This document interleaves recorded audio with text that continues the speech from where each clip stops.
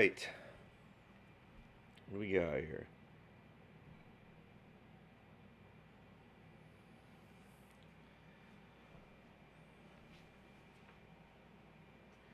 Yeah, my heat's running out quickly.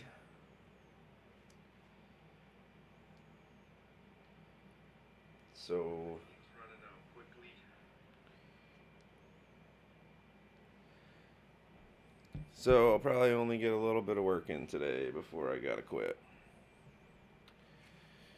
But we'll see.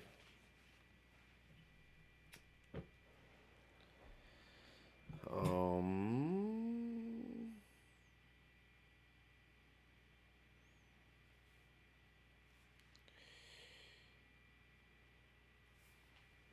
Okay, plug this phone in so it doesn't die on me. Catch a buzz for the day.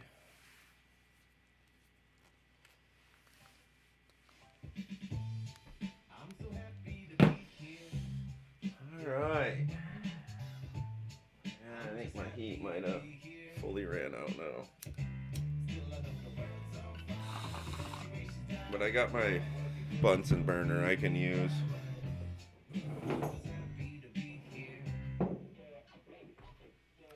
Yeah, when I run out of heat and it gets too cold, I fucking throw my Bunsen burner in front of my intake hole down there. And it'll keep it warm enough for me to work in here while I do that.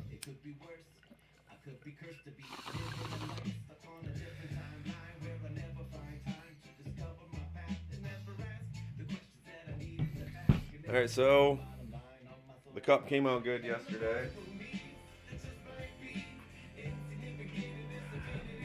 Here's the mug. What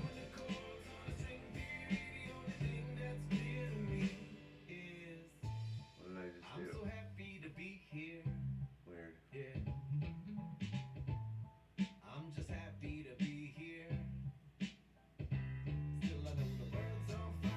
Smell good. Good big size too. Got a good handle. It is nice. And the other cup from yesterday was this one. You can see the Diet Coke on the bottom, but not that great, honestly.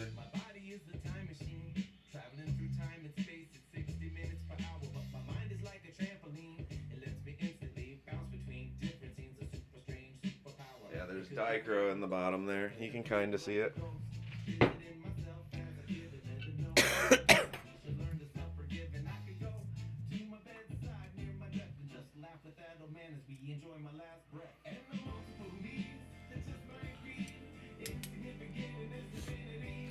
Yeah, had a lot of fun playing High on Life last night. Made it pretty far. I see there's a new Call of Duty raid out right now. I'm gonna have to check that out and see what that's all about.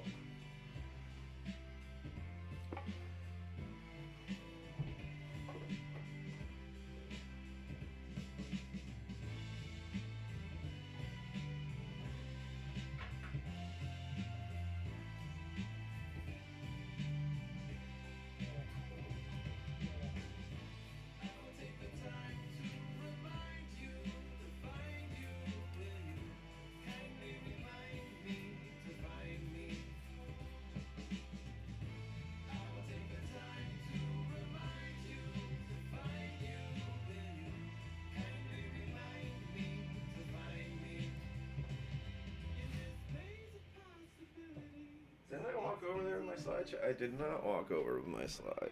Okay.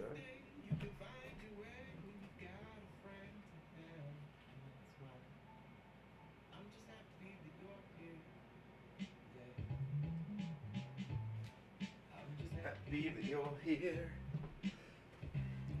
Alright. Brr.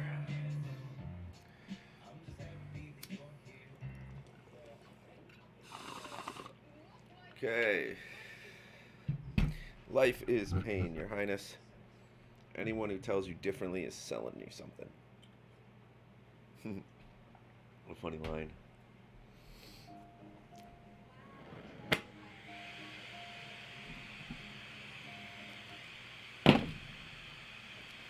Okay.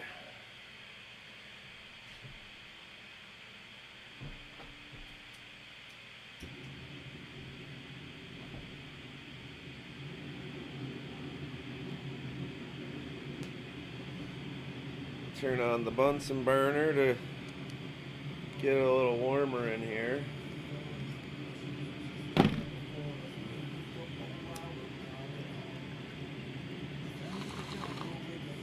Okay, so my homie ordered some shot glasses. Oh, I should turn that camera up a little, huh? That better? It's a little better, yeah. Yeah, my homie ordered some shot glasses to go with this mug that he bought. So, gonna make some shot glasses today.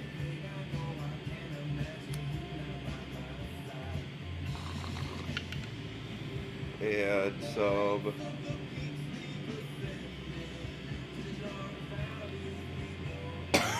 yeah, I don't know. Not 100% sure. I got the drinking got the drinking vessels order done. So I got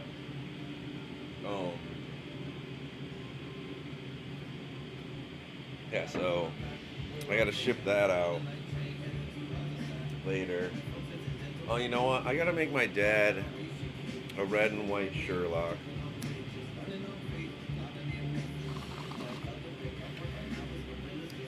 Keep forgetting, my dad asked for a red and white Sherlock a while ago for a friend of his.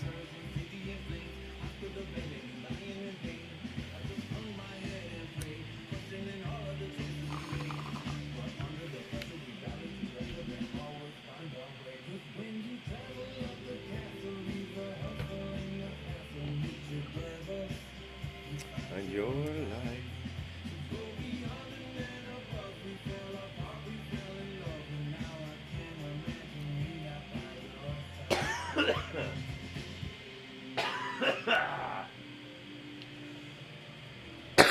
Alright. Fans on.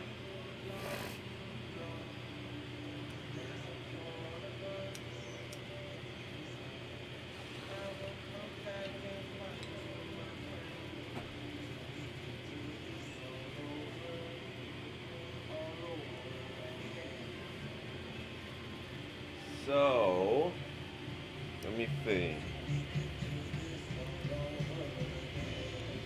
Need to do I have red? Such a small amount of red thread. Oof. I have hardly no white either. I don't know if I can make him that Sherlock right now. Shitty. Shitty.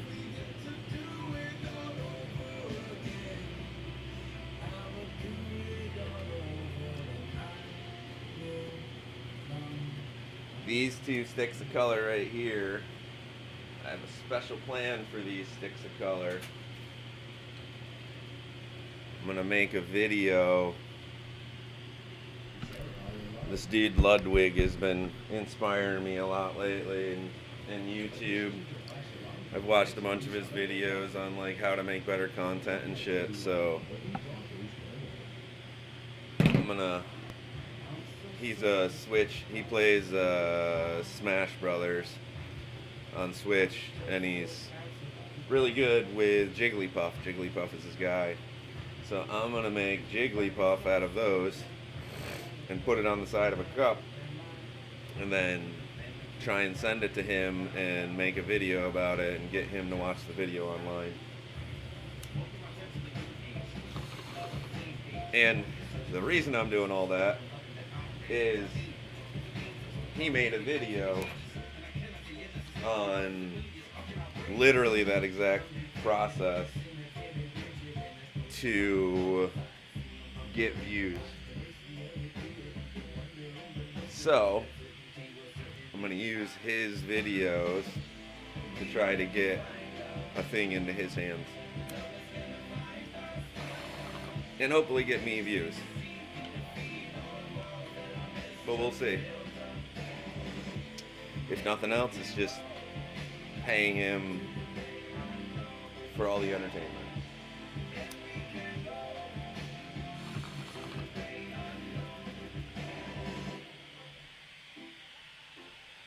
But yeah, I'm thinking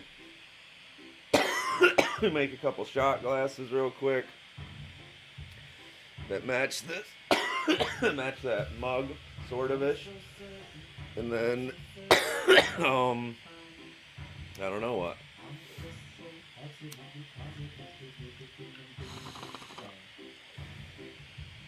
We will see. Make something good though.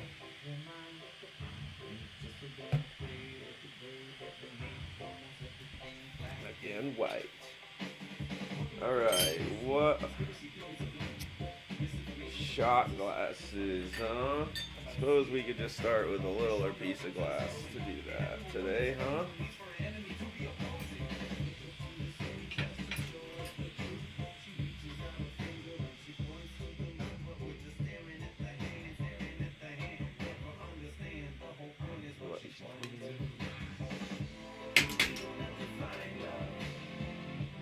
Love is gonna find us.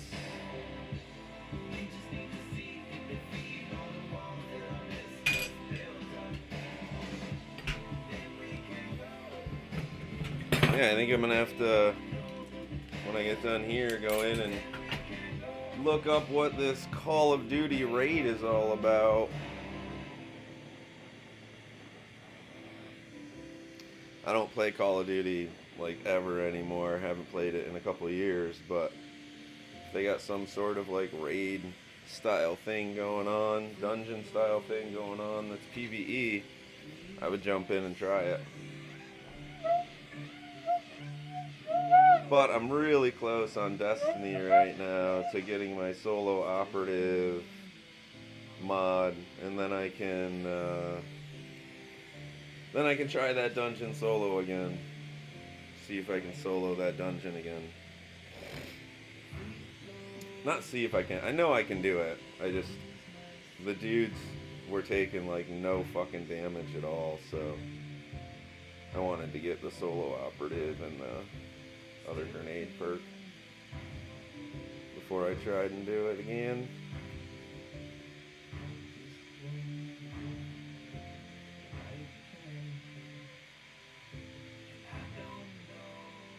I'm having a blast playing that High on Life game though. That shit's so fun.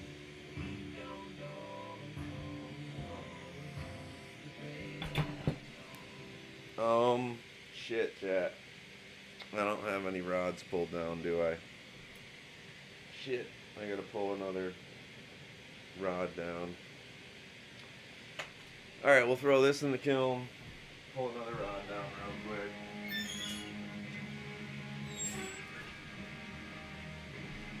Oh, I don't have my fan on. I was wondering why I started smelling.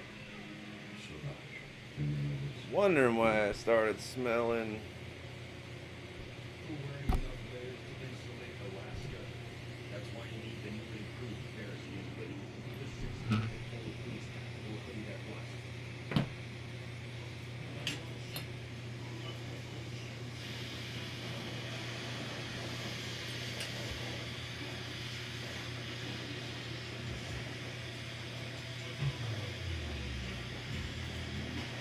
Okay, just gotta pull down a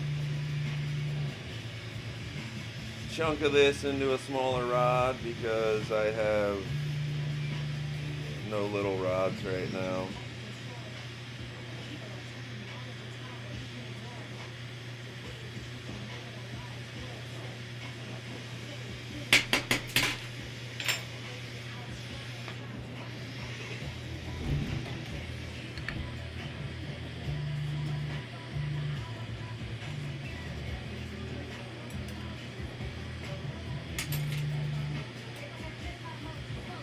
Well, I would say how is everyone in chat today, but I do believe I'm the only one in here right now.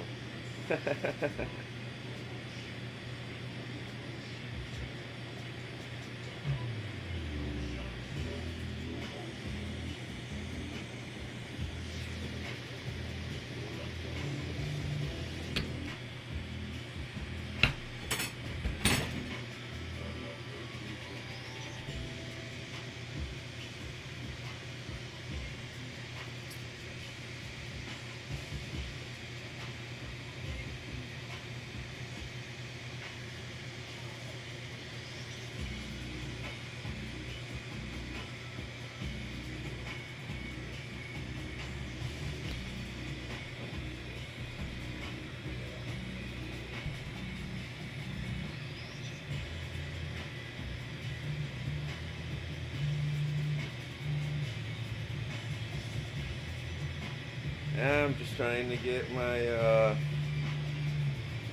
just got to pull a 5 mil rod down out of this 40 mil rod. It sucks to have to do it, but not that bad, especially with the roller. Just got to get the heat soaked in here and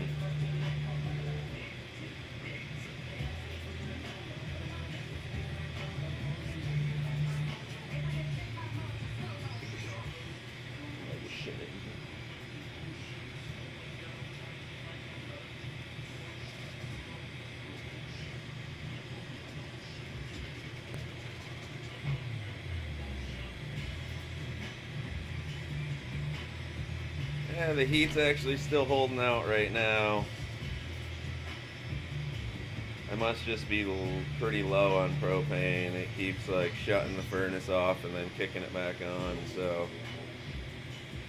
But it's still warm enough in here to work, so we're gonna cruise for now.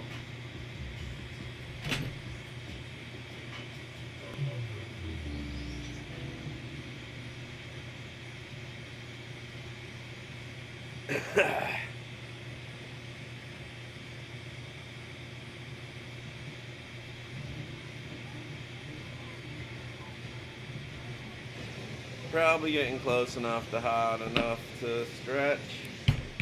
So just give it another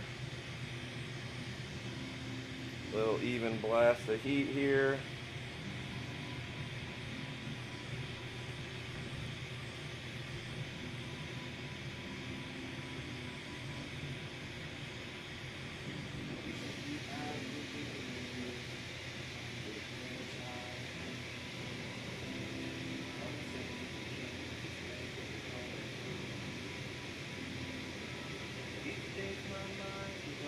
Stretch a good ways, and then we just use gravity to do the rest.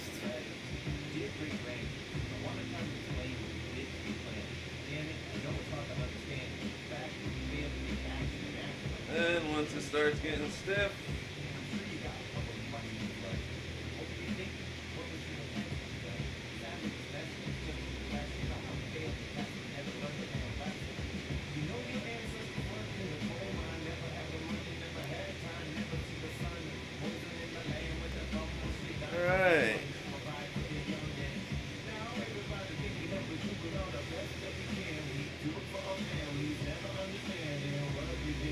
since I'm only doing a couple shot glasses. Woo, that's hot. Can't grab it like that, guys. Can't grab it like that. Gonna have to cut it off.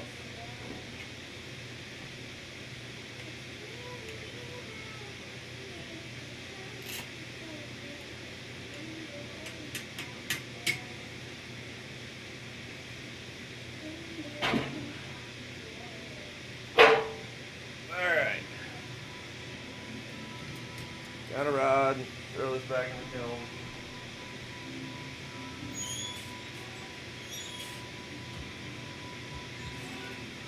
Huh.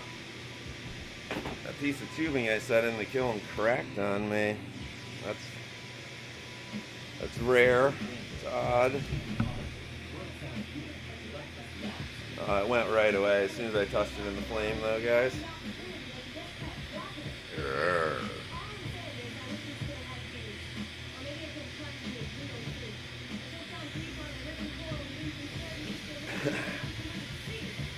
Song's called Writing on the Wall by Wookiefoot.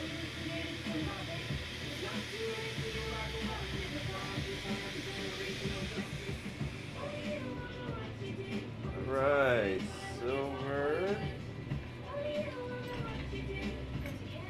A little bit of silver fume on there, and then some gold. And we'll wrap and rake it and do the first shot glass down.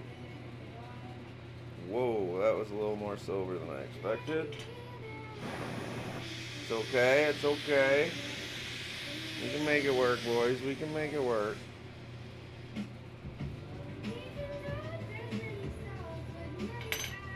Do I have any gold on a stick? Any gold on a stick? There's some gold on a stick right there.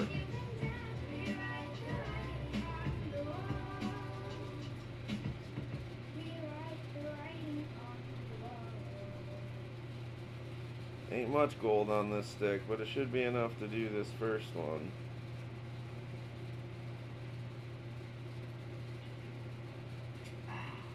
Mountain Dew. That's not what I said. No. No. Yes. Might be a little bit too light of silver or gold on here.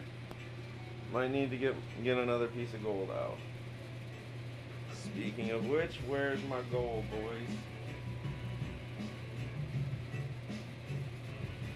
Where is my gold?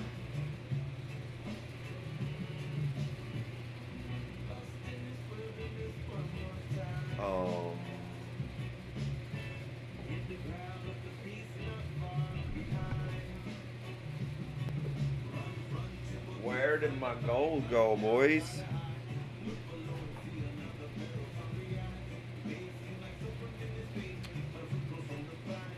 Oh, interesting.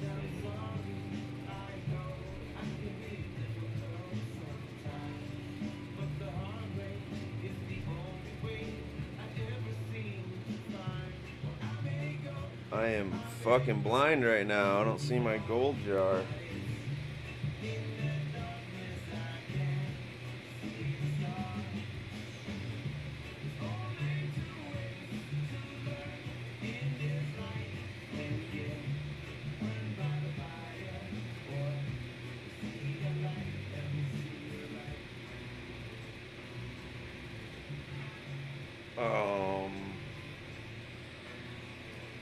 It's very odd. I'm actually missing my gold container, or I just can't see it.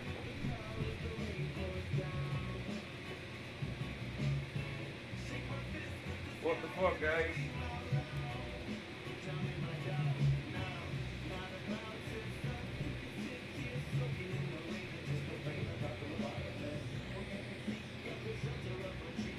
Yeah, I am stumped. My gold never leaves my... It's always sitting right here.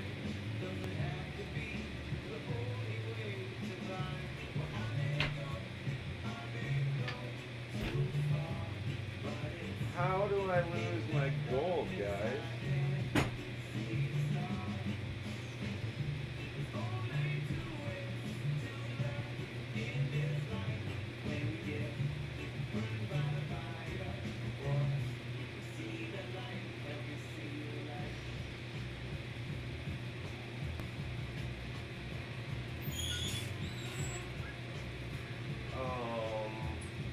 Alright, yeah, this is really strange. I don't know where my fucking gold went.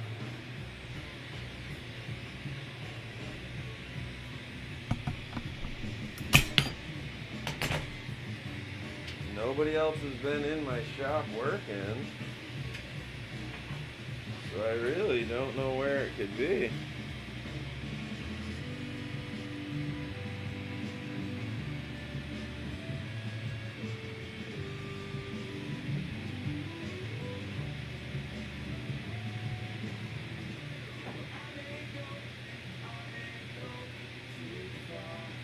So odd.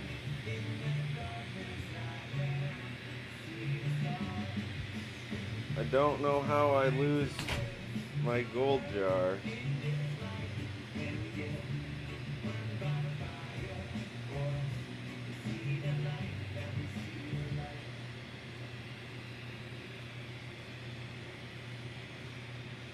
Very, very confused right now, boys. Better pony up to this.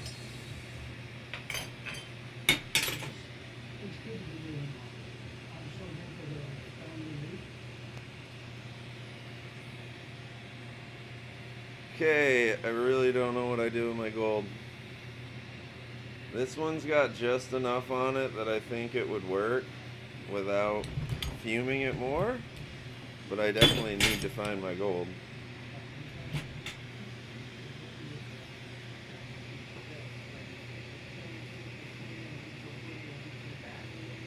Interesting. I don't know what that was just telling me either.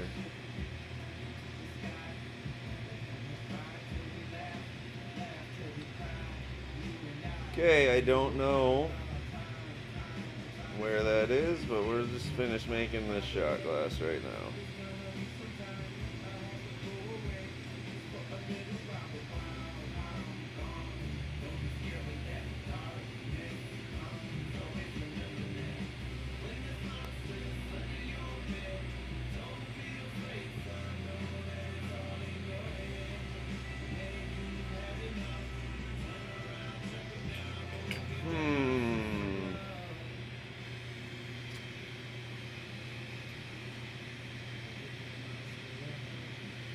Give that monster a hug.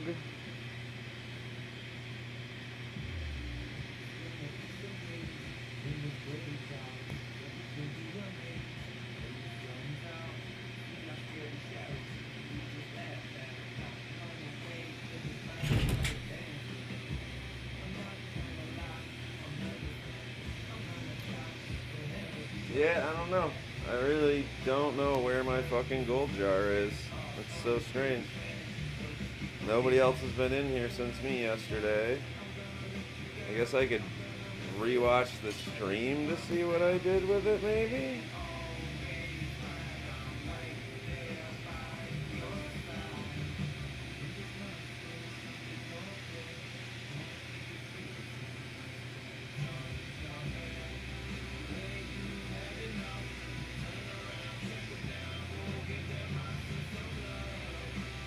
But as long as I'm careful with my flame here, there'll be enough color from this fume for this shot glass.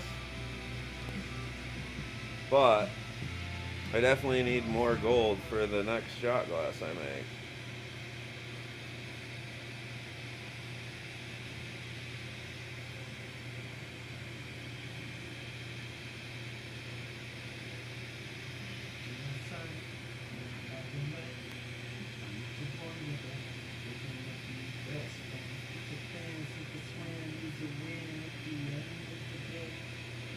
Just fly away.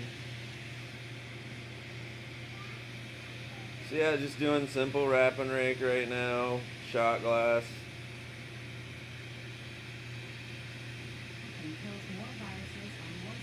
Nothing too fancy.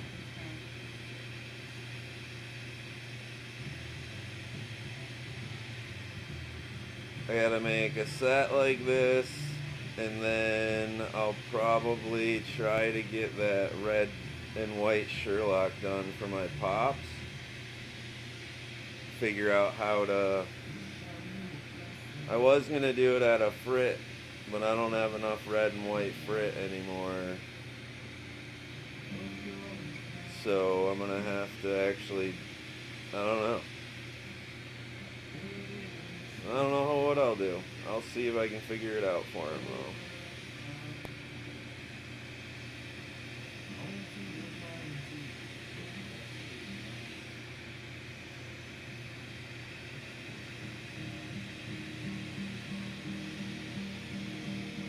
Alright, there's the wrap.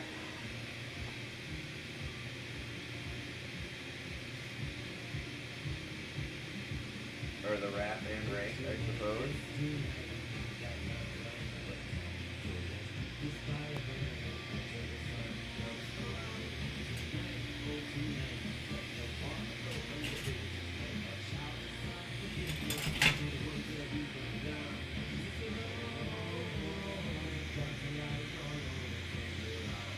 Nice sunny day out today. It's not snowing or anything. Bright and sunny. So that's nice. Probably have to take the wolf for a walk a little later.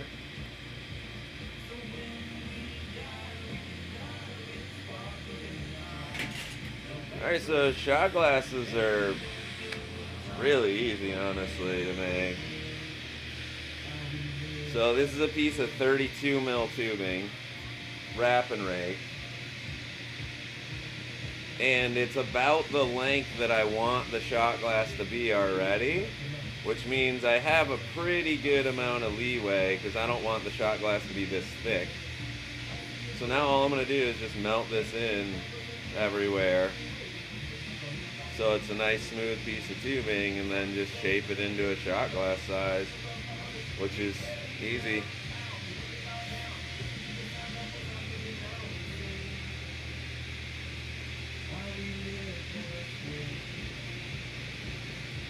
While we live, let us live. So technically a shot glass is supposed to hold 1 ounce. Most people, oh, Wolf must have heard me say that. He's at the door now.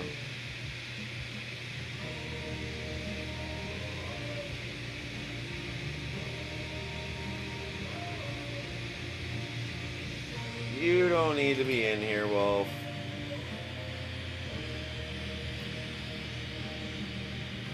So a general rule whenever you're making cups, shot glasses, anything like that, make it bigger than what you think is right. Until you really know, and by know I mean you've made hundreds or 1,000 cups or 1,000 shot glasses, and you really know the size you're holding on to, just make it bigger.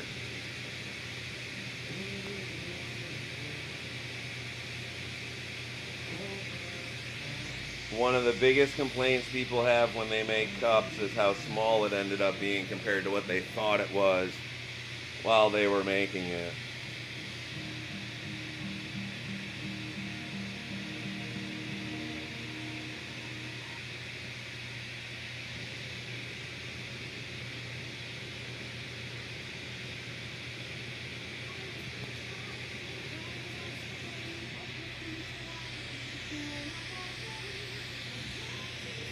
Okay, so adding a little bit of weight to the bottom of the shot glass is a good idea.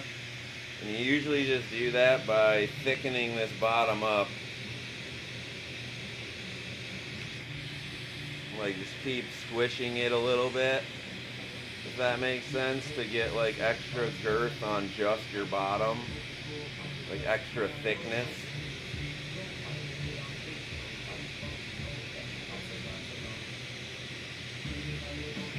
Doesn't need to be a lot thicker, honestly, just a little bit. And it makes it look and feel more like a traditional shot glass. So I'm just gonna get this end down here super hot.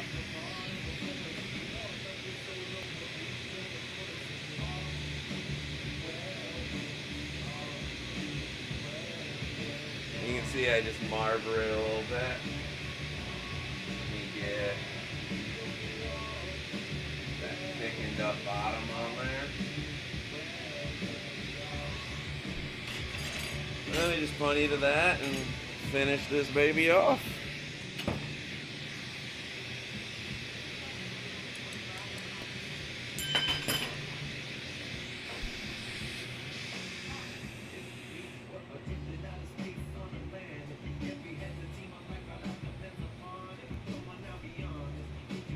I hope it's absolutely beautiful day at all of you guys' houses and shops today.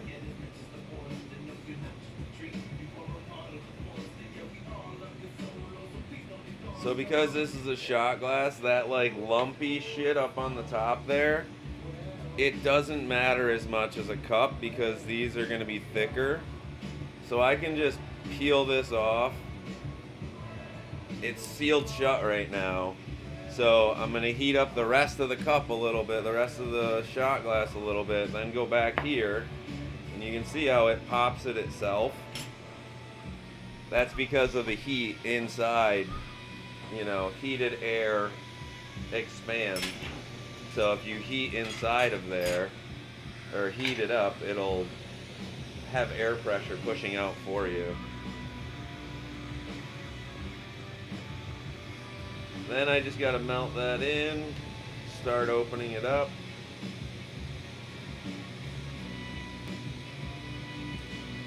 Till I get to the point that I can start using my my triangle reamer here.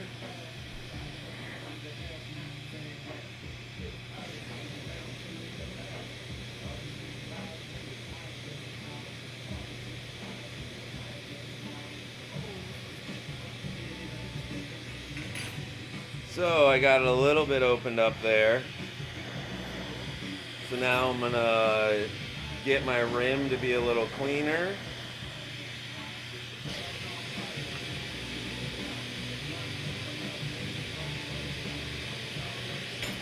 And we break out the Smith Custom Glass Tools Energy Sword.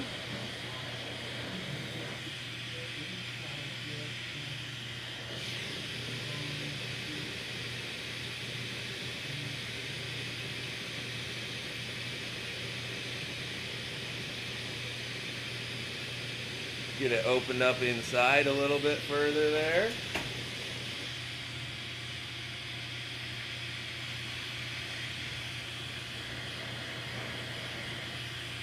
And that should be clean enough to call it a shot glass. Do my top again just to make sure that it sits flat when you set it down in the shelf.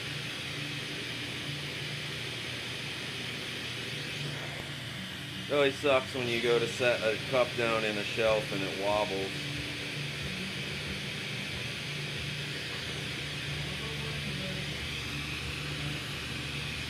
Yeah, the energy sword works pretty good there.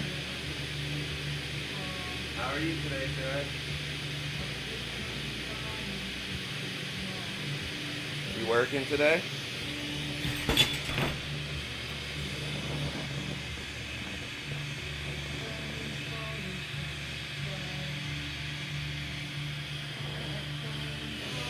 So, just a little preheat, grab on with grabbers.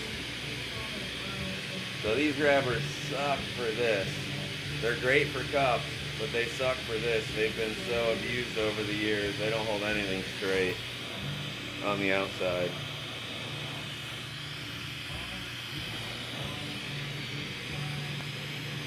Oh yeah, you're going to Syracuse today with your girl. Awesome, man. Have fun.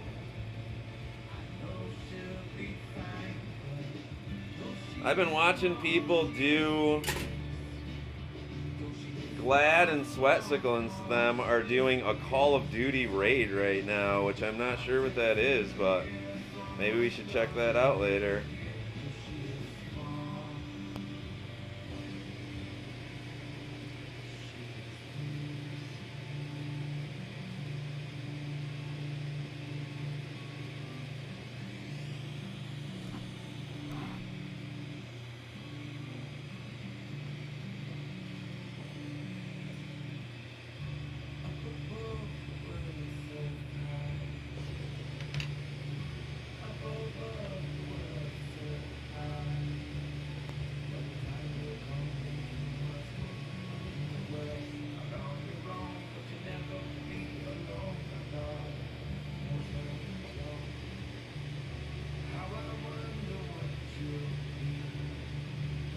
Alright, I think that looks good.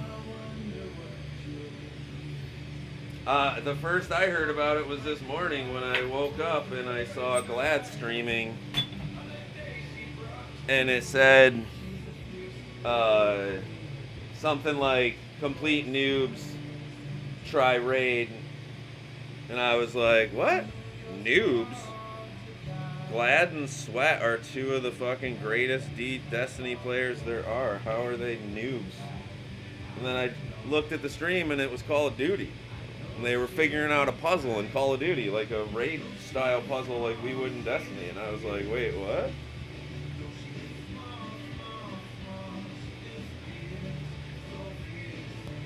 Alright, I think that's good. It doesn't wobble.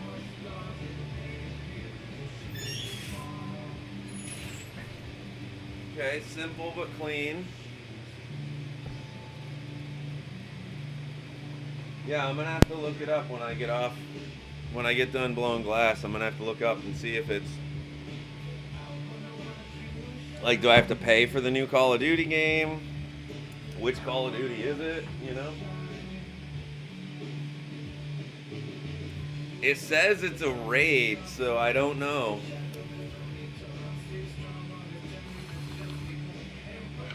It wasn't like Christmas themed at all. I watched Glad for a little while, but I didn't want to watch him too much just in case I wanted to play it.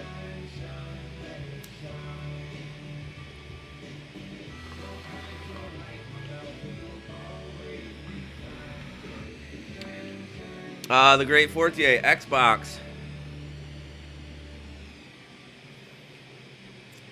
How are you today, my guy?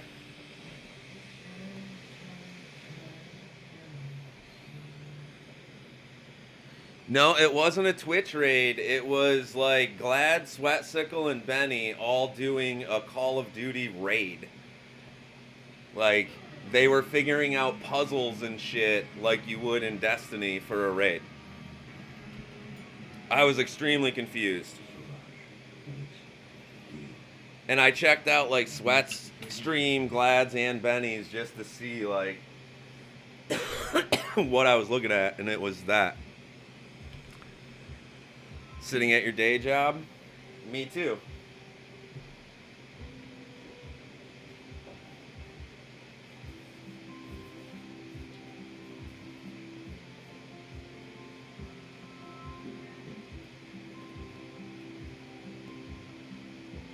Just bagging them off real quick, guys. I'll be right back.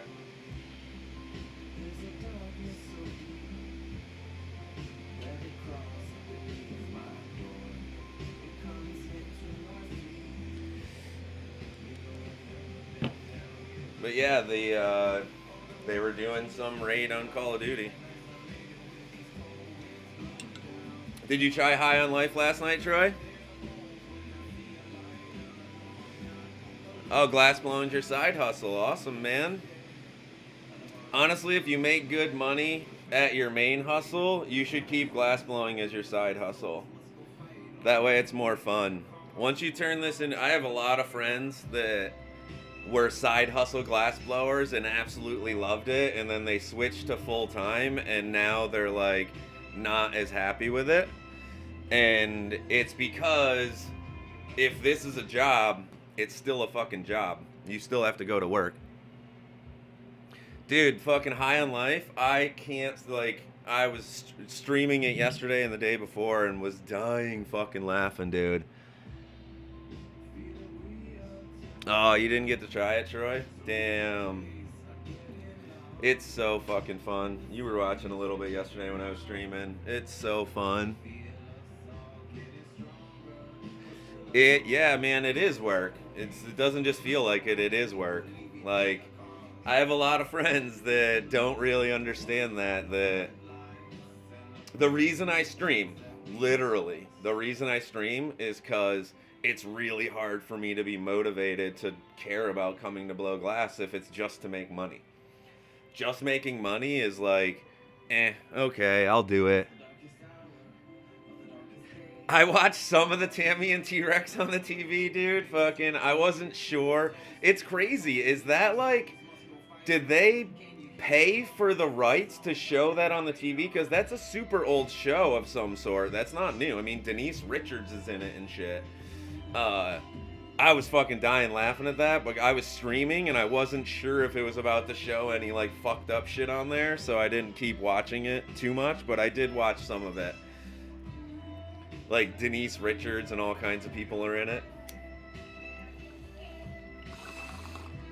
Dude, that little guy that flies around you in like the second level that's super annoying and just flies around you and keeps talking and talking and talking had me cracking up, dude. I was fucking dying laughing. Oh, it might be old enough to not be copyrighted, period. That's right. It is an old one. I was fucking dying, dude. That game has me cracking up, though, man. Yeah, I stream on a different channel, gaming. I do streaming on Twitch for my gaming under a different name. It's my D&D character's name, Montalamus. So, it's Montalamus on Twitch is where I stream video games, and then I do just glass blowing stuff on here. Dude, he was cracking me up, man. I couldn't fucking, like, at a certain point, I was just sitting there laughing, watching him not being able to move. But in this story, I am the hero. And as this is a great and unlikely story, I must do great and unlikely things. Only a fool sits by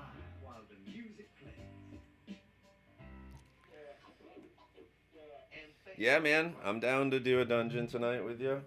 If you get back early enough, I'll be on. I'm trying to get the solo operative mod next.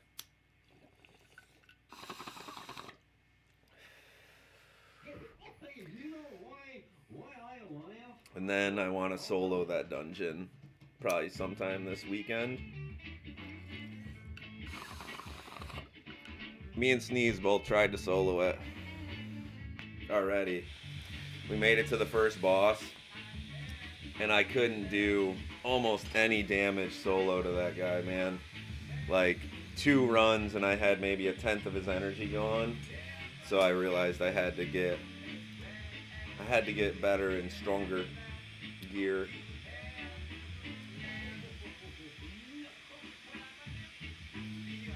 Oh wait, I still need to find my gold, guys. I fucking lost my gold jar somewhere, which is extremely odd. Like, I don't understand how I lose my gold jar. Is it like under my computer? No. Why did my computer... Whoa. What just happened here? Something... There it is. Oh, there's my gold. Right there. Dude. I am... HFS. High fucker syndrome.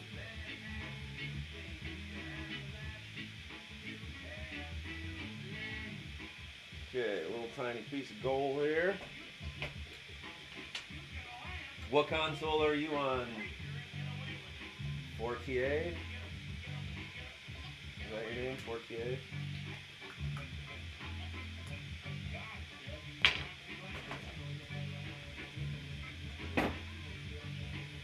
Yeah, here, I will throw up my Discord. Let me get an invite to my Discord. I have a Discord channel that,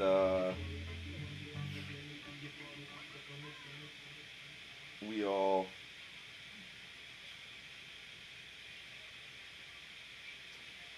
So yeah, anybody that wants, that's my Discord channel. You can keep up with when I'm streaming, what I'm streaming, all that shit, if you want.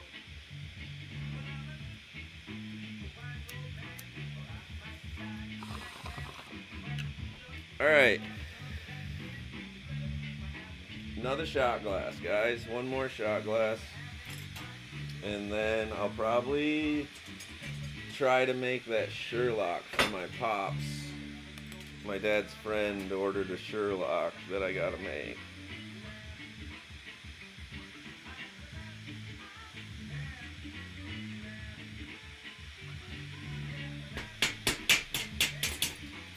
Oh, you gotta turn the fan on.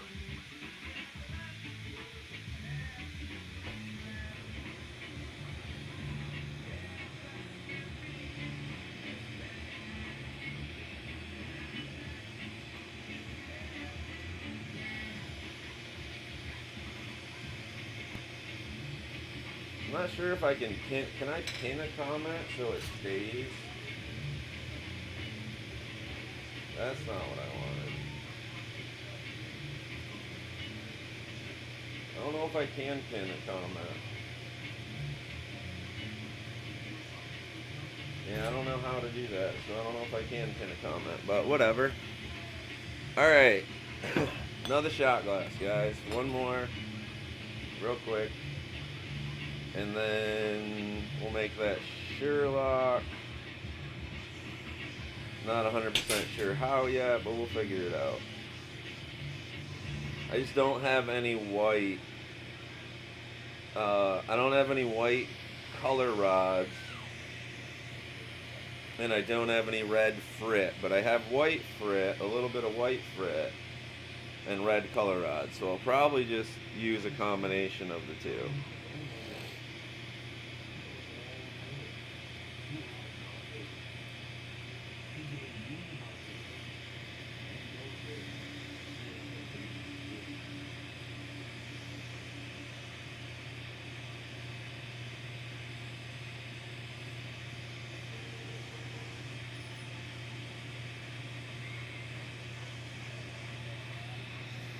Holy shit, man. I was watching more videos last night. I was watching Penguin Zero, Charlie is his name, and CoffeeZilla talk about the SBF guy and how much trouble he's actually gonna get in. That dude could spend life in prison. I mean, he probably should. He stole literally like $8 billion from people, but fucking just crazy. $8 billion is missing. How the fuck do you... They were... One of the things I found the funniest was their lawyer handling their bankruptcy for that company had a like trial yesterday he had to talk at, and they asked him like a few fucking crazy questions, and one of them was one of the things he said was they were running that like $32 billion company on QuickBooks. I was like, what? Man, that's like, ow, ow, ow. Same spot I burned myself yesterday. A piece of glass just popped up and hit me. Alright, so this one we're going to do silver on the bottom and top, and then gold in the middle. So it's like a little opposite of what that one was.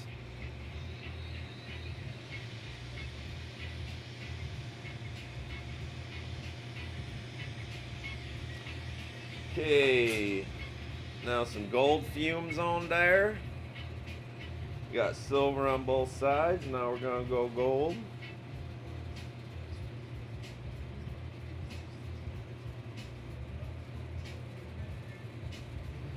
Yeah, one of these days I gotta sit down with my GM or my DM for D&D and ask him what character I should make to fight on, because I want to make a glass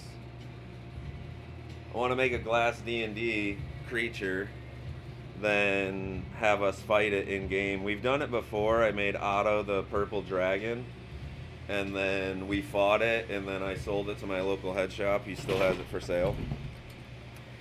So I want to do it again, but this time I'm streaming and shit, so I want to make it on stream and then do a little video about us fighting it. Like, I'm not going to stream us fighting it, because I don't think my DM would want me streaming in his house.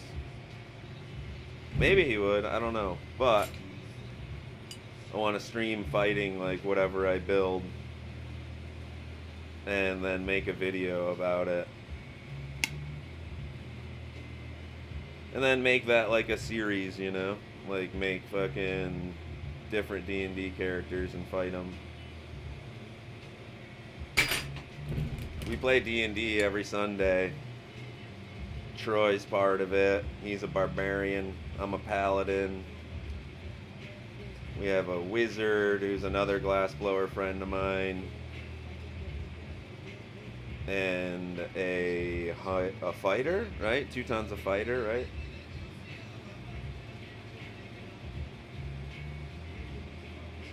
We had more, but several of the people just don't play anymore. But we're almost level 18, so it's super fun.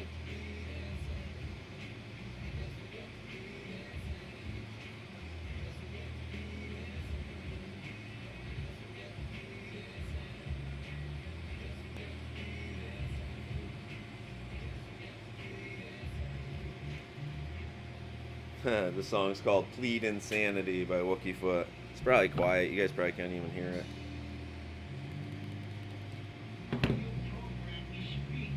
Are you programmed to speak?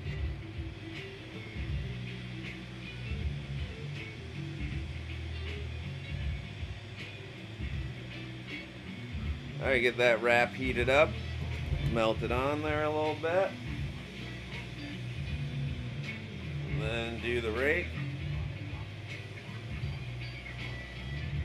This one's gonna be really nice colors.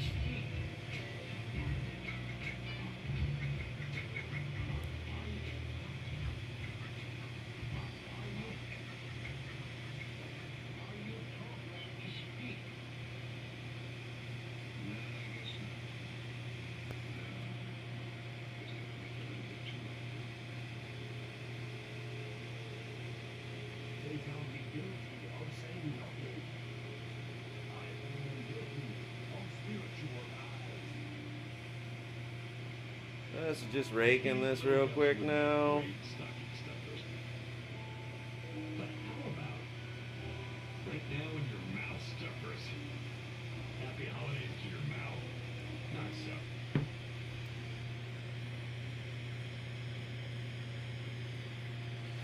Yeah, Troy, thank you for joining in. I always appreciate the chatting.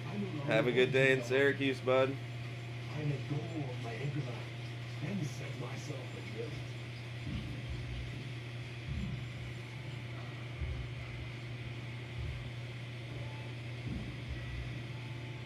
Yeah, just trying to keep these lines nice and tight together, almost touching them, not quite, but like as close as you can get without touching them.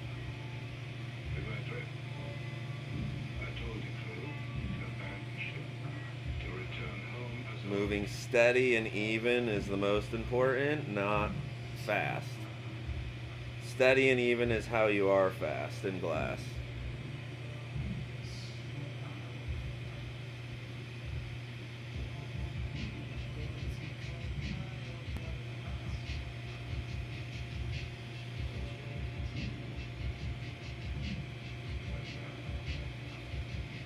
I gotta say, it's really cool when I'm blowing glass and I get people coming in from all over the country and the world sometimes fucking saying, hey, what's up?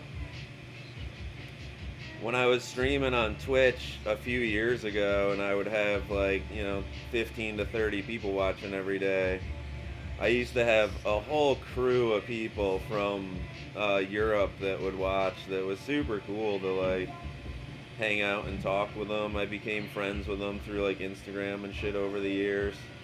But I deleted all my social media accounts now, so it'll be cool if some of those guys find me again. I'm not doing the advertising thing for this stream. I used to advertise on Twitch or on Instagram and shit every time I stream so people knew.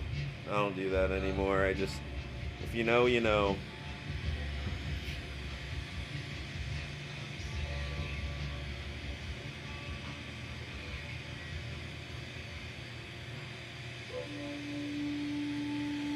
It's always nice to have people to talk to while you work.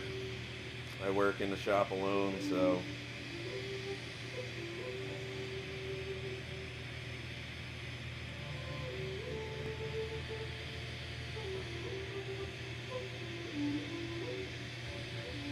I do get a lot of people that come in only for a short period of time because they're at work. And you can't watch too long while you're at work. It makes me think I should blow glass at some other times, do some night streams for glass blowing too. And that's part of the reason why I bought all the stuff to build another glass shop in my house instead of out in the... I actually work in for those of you guys that don't know, I work in a 18, the back end of a big rig. I have one sitting in my yard, and we turned it into a glass shop. So it works really good, but because I work alone, I might as well build one in my house, When I built this, it was for several people to work in my shop with me, and they just don't work often enough.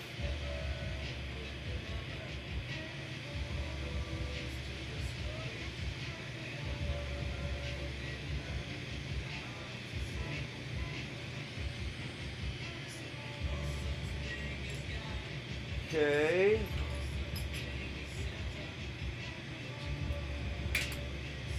Just melt this in now.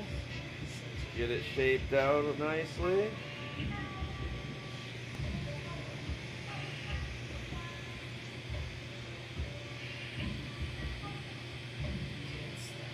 I'm just gonna melt this top in right now, get it good and hot.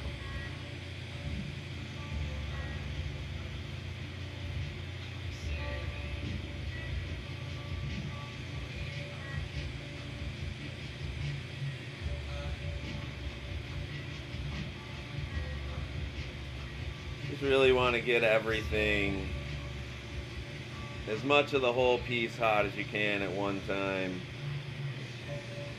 and that'll help even out the glass.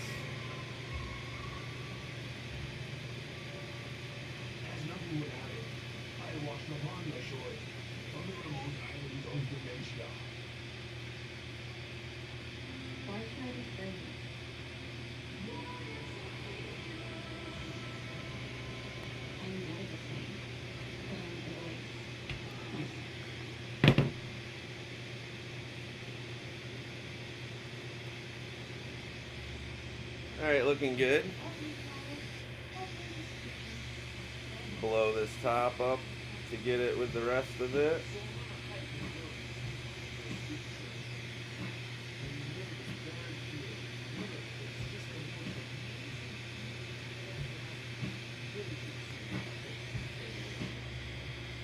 Okay, now I can shape the rest of it. And I took it home with me. And I put it in the freezer and I pushed it for about 3 days. And then it wilted and it died. And now it's up next to my beer bottles in my recycling pile. And I hate it and it hates me. And it's all fucked up. Well, I know you got too much shit. I should just Okay, so now I can use the Elmarver to get the whole wall nice and even.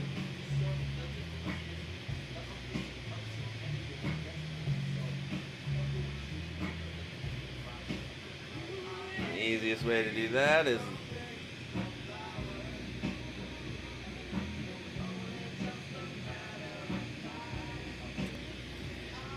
blowing it up in the Elmarver like that.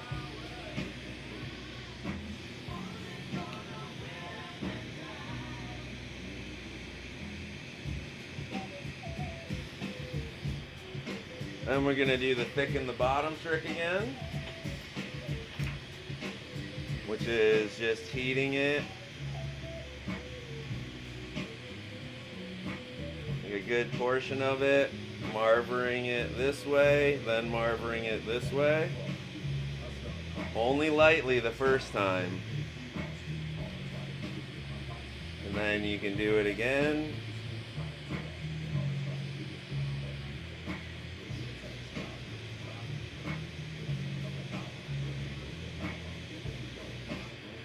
Then this last time is when you really kind of get the thickness out of it.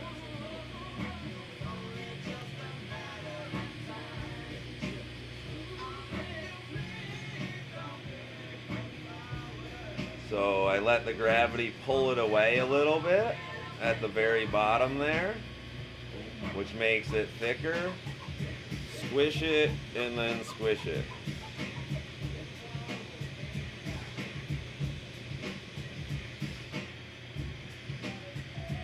And you get that thickened up bottom part.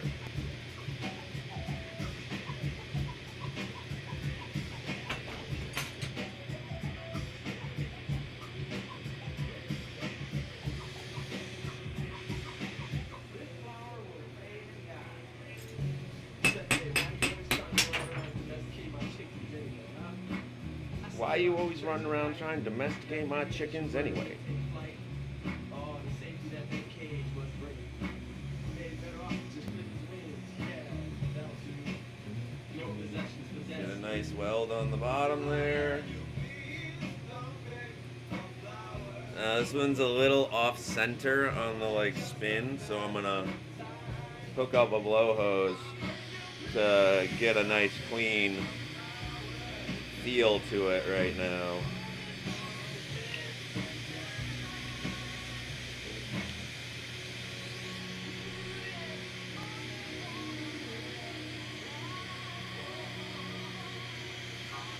I'm just gonna heat the whole thing up and go to the Elmarver and blow and spin at the same time.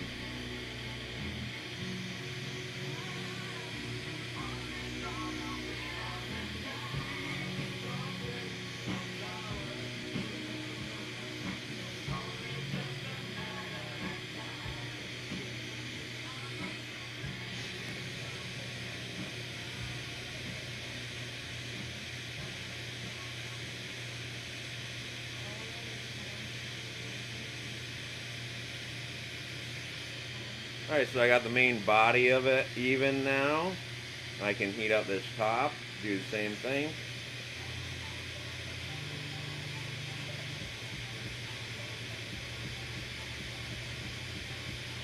You can really see the shape of the shot glass now.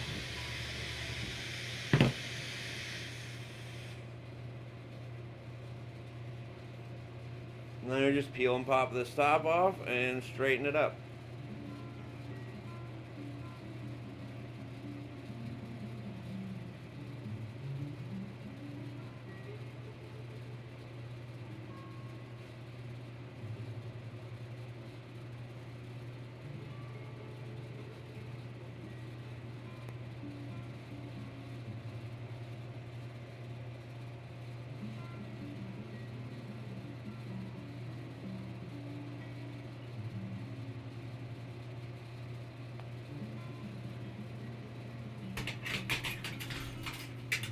Peel and pop the top.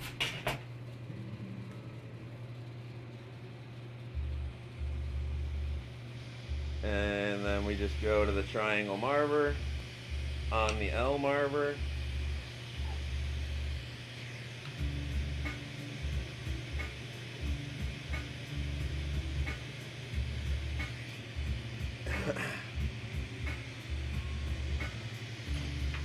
Then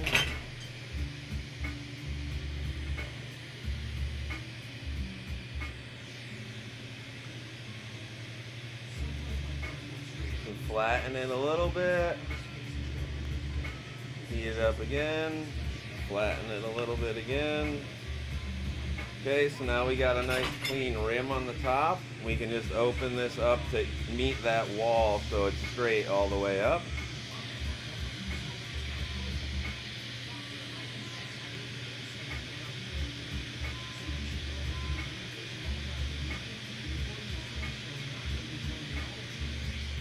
A little bit more.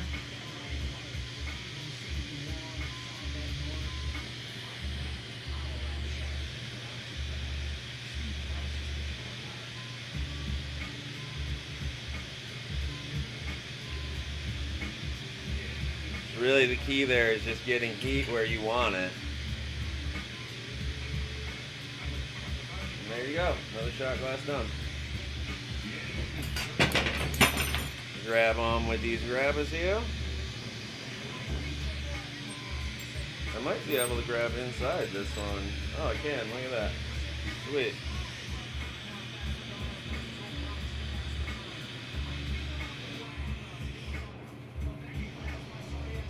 So one of the hardest parts of a shot glass like this, when you thicken the bottom up, a thick bottom never wants to sit flat easily.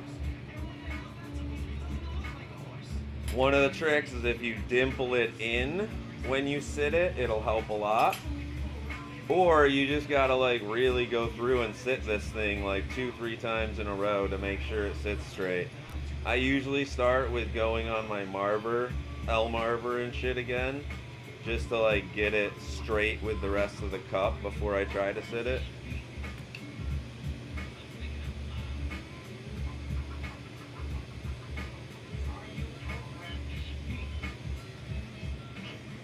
Then if you want right now, you can take the corner of an L marver and you can like dimple that in.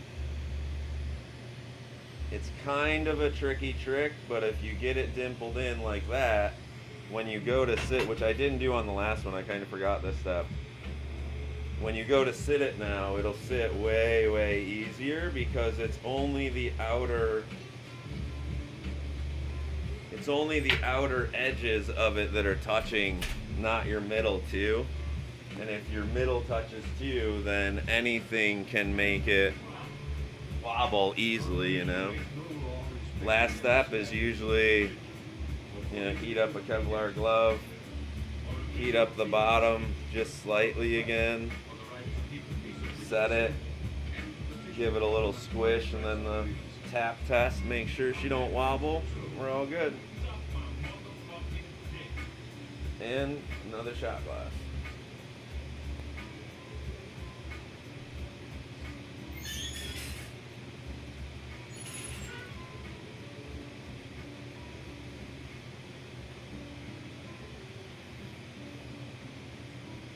Yeah, I'm gonna start doing, in case anybody's in chat listening right now, once I start having 10 viewers or more at a time, probably 10 chatters, 10 viewers to 10 chatters. I want to make it so it's not just like one person. But if I have like 10 viewers, 10 chatters at a time, I'm going to start doing giveaways on the stream, where I'll make something and then do a giveaway.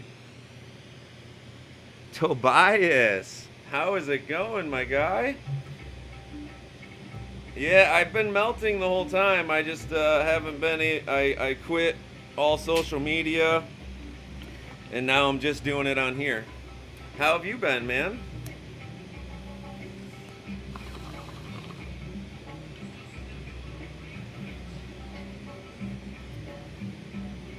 Yeah, I just started streaming on here again on this thing now because I do gaming over on Twitch and streaming here on YouTube. I got good internet at my house now, so I can do it.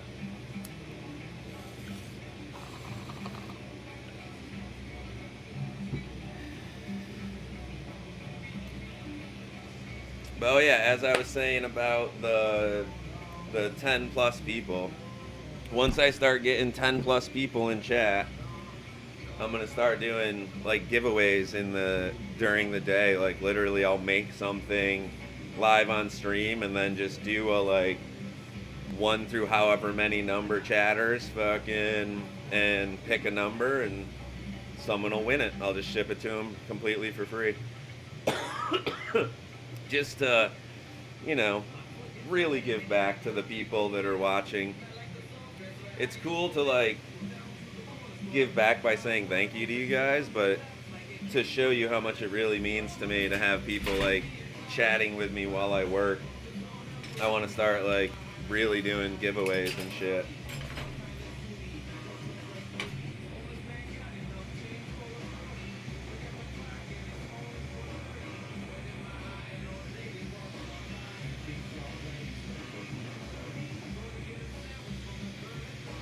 Okay, so the people only ordered 2 shot glasses, but I always make, not always, but a lot of the times if I'm making something like this, I make 3. If they ordered 2, I make 3. Let them pick the 2 they want and try to upsell them on the 3rd.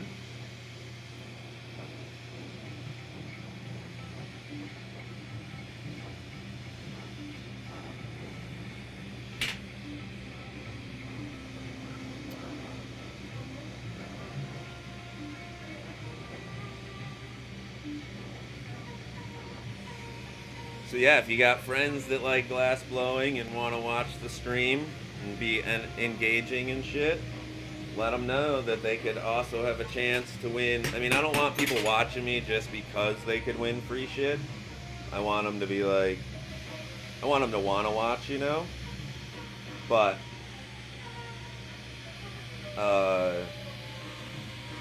yeah, tell them to follow and subscribe. And like I said, as soon as I get up to around like 10 people chatting in chat, I'll start doing giveaways almost every stream. Fuck it. Why not? And I don't care where you live, I'll ship it anywhere. Fuck it. If it costs me money to give the stuff away, it's not that big of a deal, you know? I'm not talking I'm just going to give away like a shot glass or something. Like, I'll make some crazy shit, make some like crazy bubblers, crazy cups, like, fuck it. Really give back to you guys.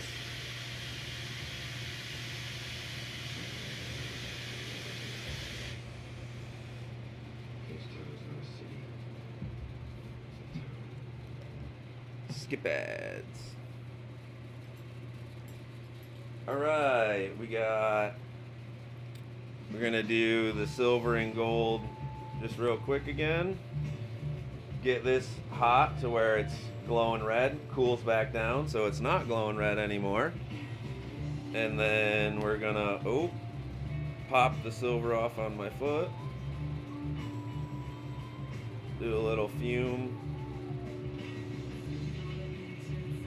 We're just gonna do half and half, so the top half silver, bottom half gold, and like overlap them in the middle.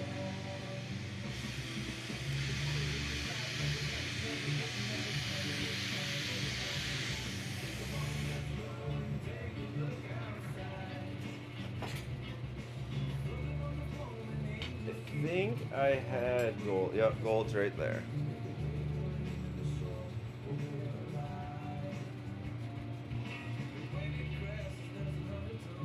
So I just did silver where the mouthpiece of the cup is of the shot glass will be.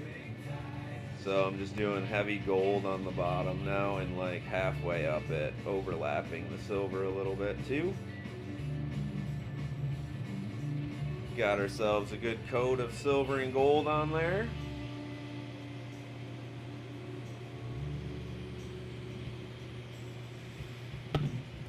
Now for the rap.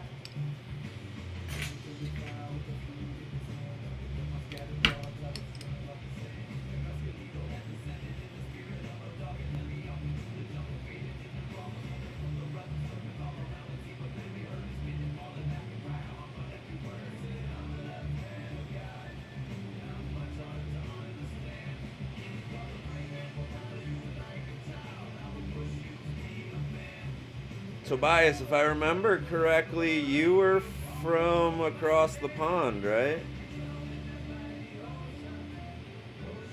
Are you in the US?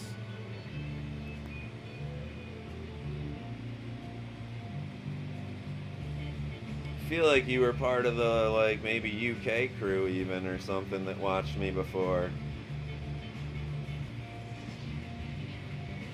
I have a horrible memory, don't take it bad. I remember you very well, though. You've been a big supporter the whole time, which I appreciate.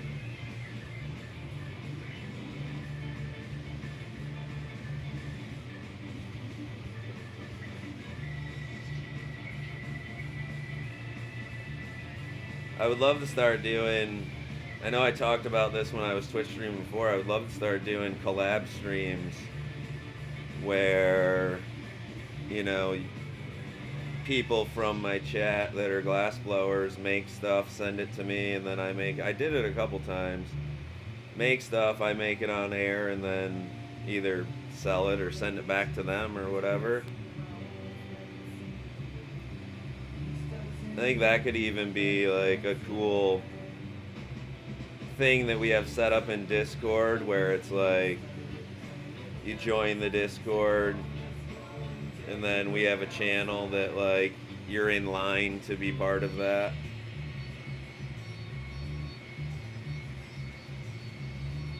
Oh yeah, by the way, I do have a new Discord now. I know you were in the old one, I think. I'll throw up the link in chat in a second here.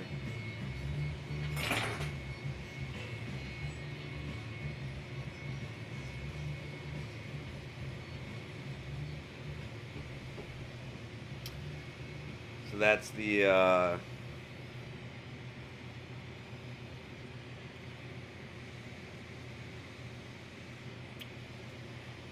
the Discord that I got now.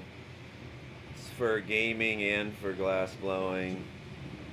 I stream gaming over on Twitch under my D&D character's name, Montalamus. I didn't want to cross the streams, you know. Nope. What the hell was that? It literally went from an ad to the thing, right back to an ad. Oh, yeah. Let's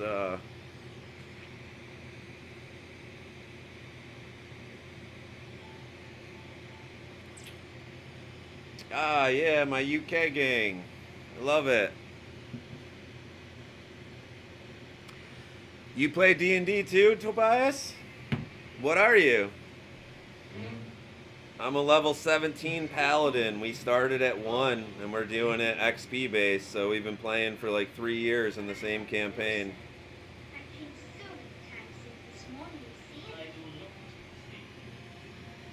That's awesome, dude. I love it.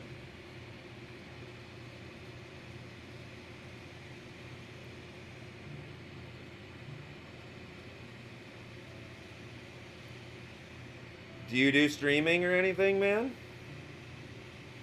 If I remember, you were part of the video game crew too. You played video games too, right?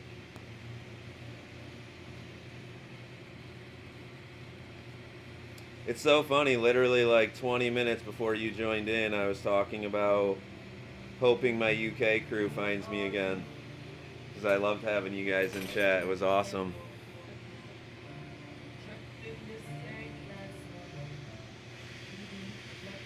It's nice this time around.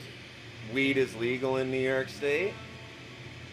So I can smoke weed on stream now without having to like keep taking breaks and walking away. I just rip bongs. But yeah, I'm did I say 16? I'm a level 17 paladin We're about to be 18. We're like halfway to 18. And you probably remember Troy War, who was always in my chat, and he's like my apprentice, one of my best friends. He plays in the D&D game too. He's a barbarian. Yeah, we play every Sunday.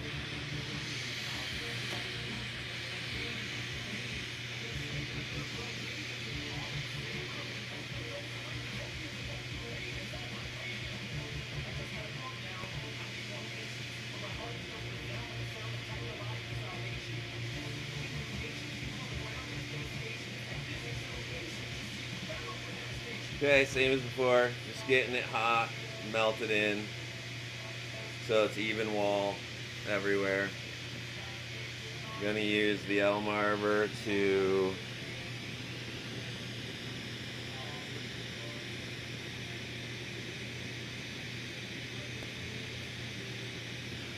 make sure it blows up evenly.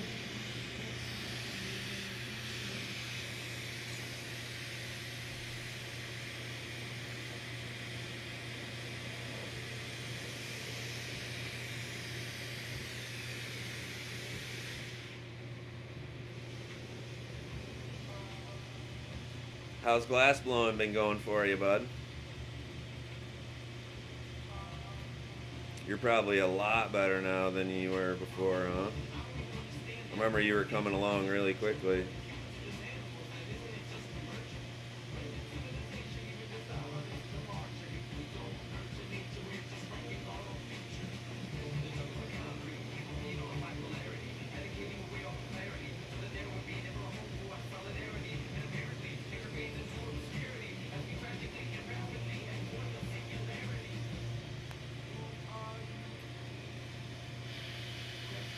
Okay, stretch this guy down a little bit. Oh, you keep switching to new campaigns? Damn. It's kind of cool to switch probably, but I love that we're running our D&D campaign is set in the world Matt Mercer made. So we're in like Exandria and shit like that. We go to Whitestone every once in a while. We've been a bunch of places. None of those characters are in our campaign except for Alora. Alora is the only one that's in our campaign. Do you watch Critical Role? You probably watch Critical Role if you play D&D, right?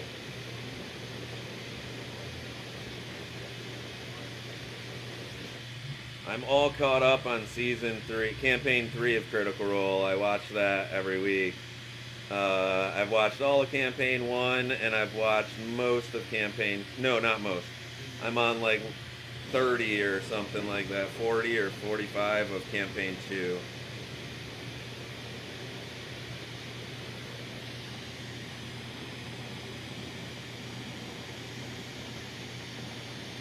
Castroba, what's up? Yo, we got two of the old fucking... I love it. You two are two of my biggest stream supporters. Castroba, Tobias is in here. The UK homie.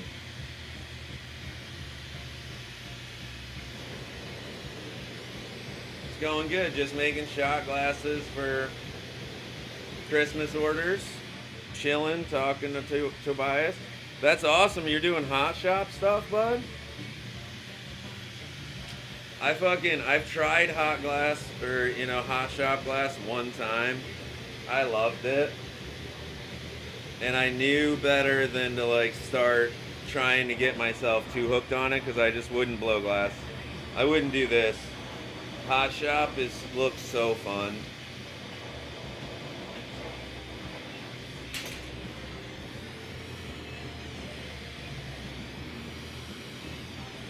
Yeah, Tobias has been doing hot shop work lately.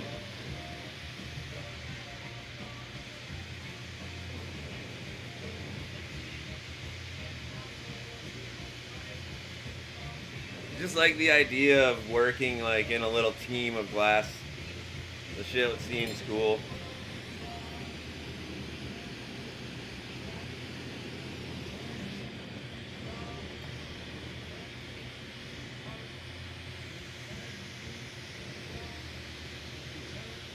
Okay, we're just gonna get the thick bottom now.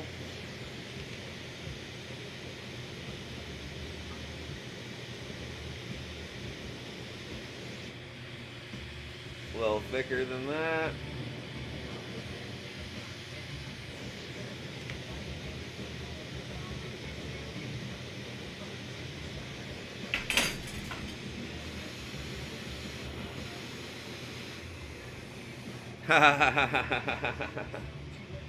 I have seen those home glass like mobile setups. They're sweet, man. I actually, who did I watch work on one? Isby Glass. I watched him work on one. He was really good at it. Yeah, exactly. Dangerous. I knew what you meant. Dangerous for the wallet.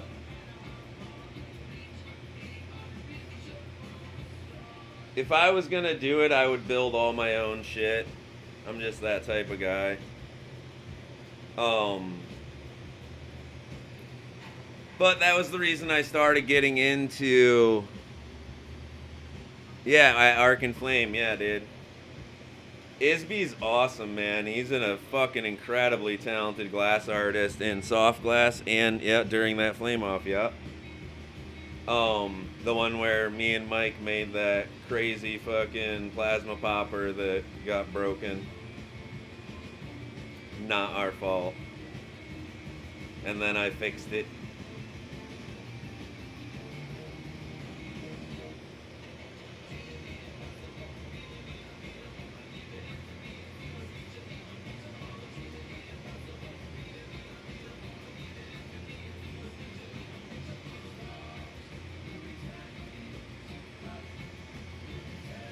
Yeah, this one's a little lopsided again.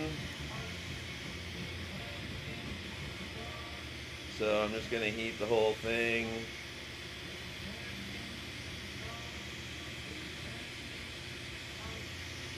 Sometimes there's thick spots in tubing that like, it's not your fault even, it just blows up. And one side wants to be bigger, wants to blow up bigger than the other side.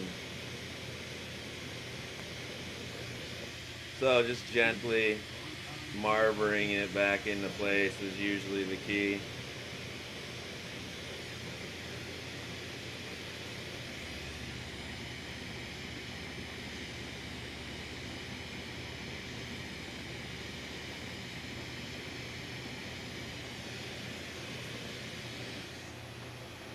It was a good event. I would say it was successful. Some of the way shit was handled was rough, like having judges that don't know glass, like don't know technicalities of glass blowing is fine, but you need to have like a line. And don't get me wrong, the people that won, I think I think they did great. And they're great friends of mine. But personally, I think Ben Baracus should have won. His team should have won. They made the coolest thing, the most technical thing.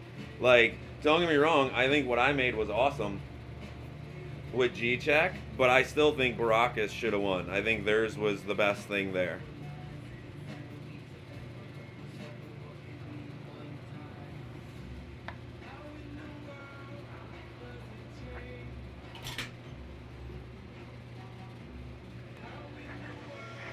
Joe is super talented.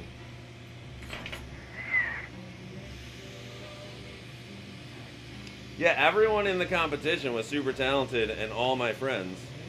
So like I have no issue with who won and I definitely don't think like we deserve to win. I think we deserve to like have been treated a little better with the kiln situation. Not even that like they broke our piece, but that like after I fixed it and put it in the kiln, 45 minutes later they opened our fucking kiln up. So that piece just cracked all over the place. After we fixed everything on it, the piece itself wasn't worth selling to anybody. It was garbage. And it was 100% their fault, not ours.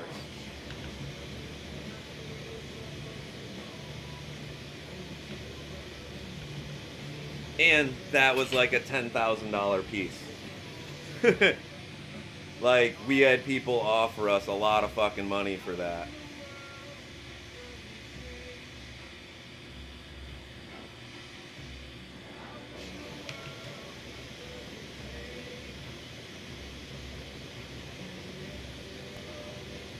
But we couldn't sell it because it had cracks all over it.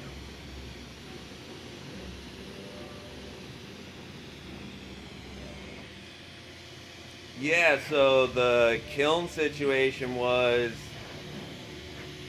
the kilns we were using wouldn't stay shut. Like, legitimately wouldn't stay shut. And they kept losing heat, and we're in a timed competition with a very short amount of time to try to, like, get this shit done. And we were making a very complicated piece. Yeah, they handled everything weird. They were just like trying to jump on the bandwagon, fucking, in my opinion. But nonetheless, I had fun there, so that's what counts. I had fun up until the whole incident with breaking my piece. And then, like, after they took it out of the kiln, they judged the competition before they let us pop it. They fucking judged, like, they did a bunch of shit that was just weird, where we were just like, alright, whatever, dude. Why did we even come to this? And that was the last competition I ever did in glass blowing.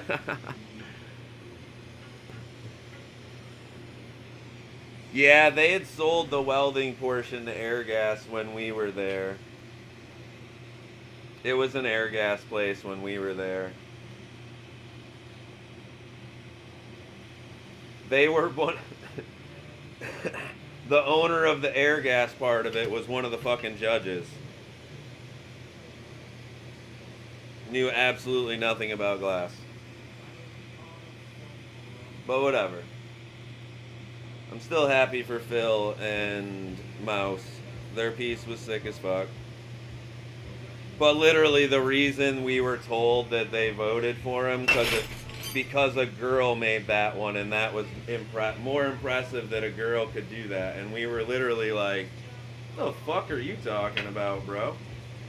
Like, it's not more impressive because a girl did it. It's just impressive that a human did it, period. Like, not only are you kind of putting Mouse down right now because she's an amazing fucking glass blower. So that one came out good. How about this, guys? Whoever's in chat,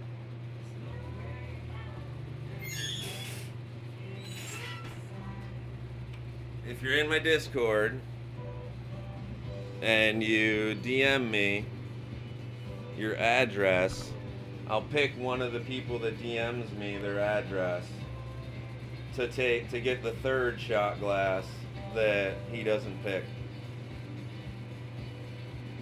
That's my Discord link. I'm not gonna say it again, so there's only 3 viewers.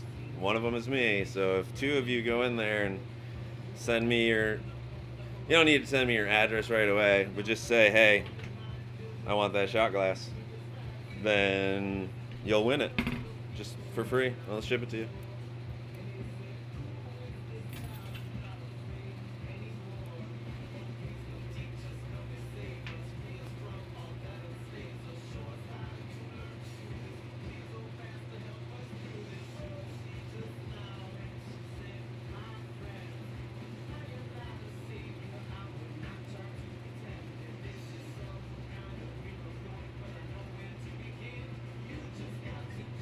I know I said I won't start doing the giveaways until we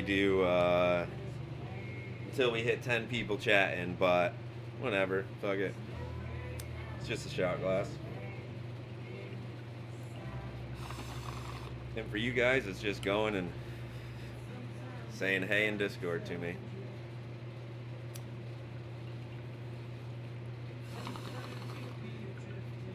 Alright, so now we gotta make a Sherlock. It's red and white.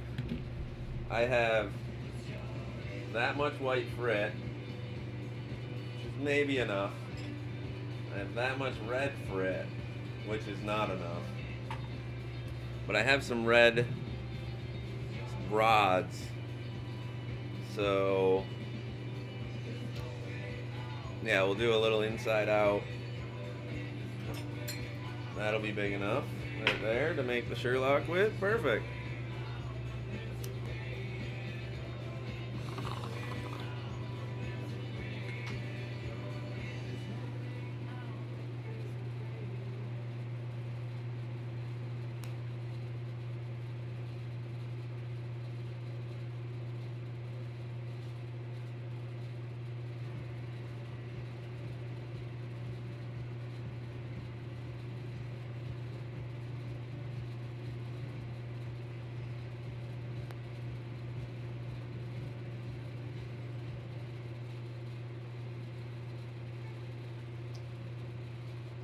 Damn, my boy Sneeze is stepping it up.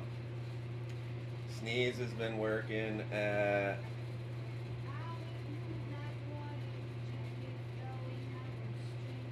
Sneeze has been working doing scientific class. You guys probably remember him from the old streams.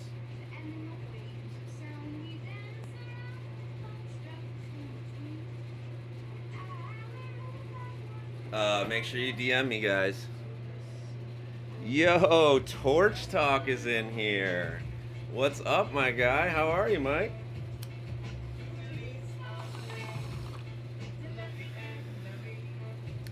Just taking a bong break right now. Just making Christmas presents for people. Well, not that I'm giving to them, that they're buying from me to give to other people. I'm doing good, man. Been streaming on here.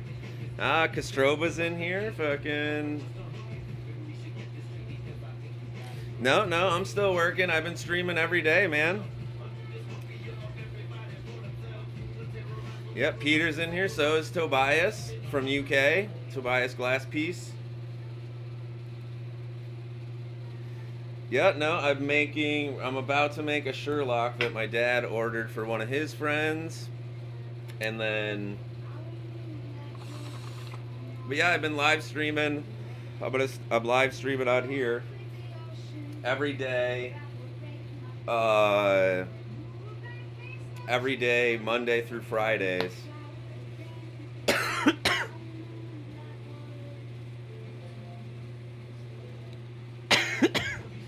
I don't care what it is, Tobias. You heard me.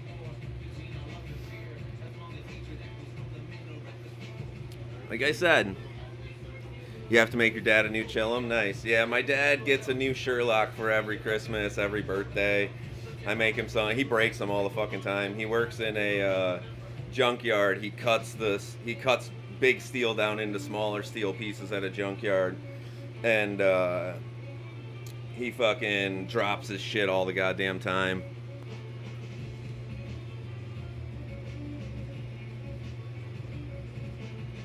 Awesome, man. Thank you. I appreciate that.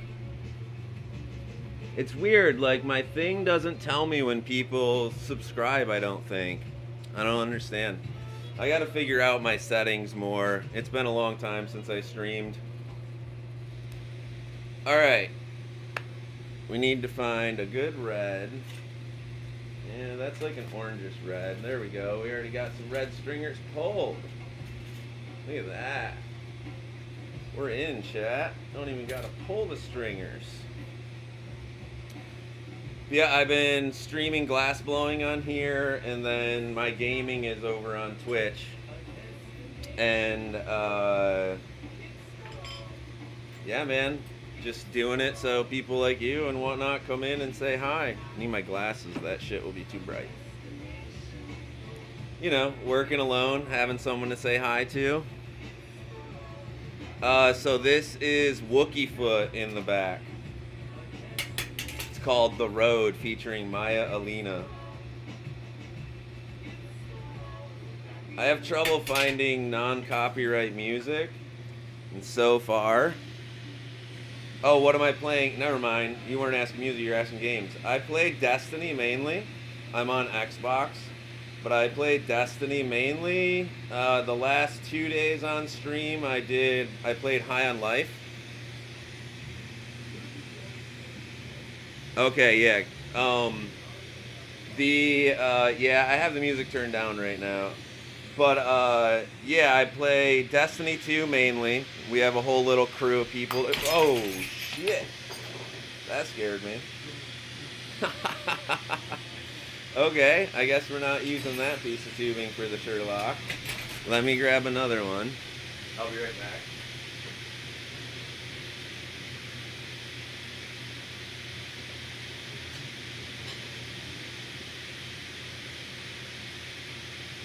Oh shit.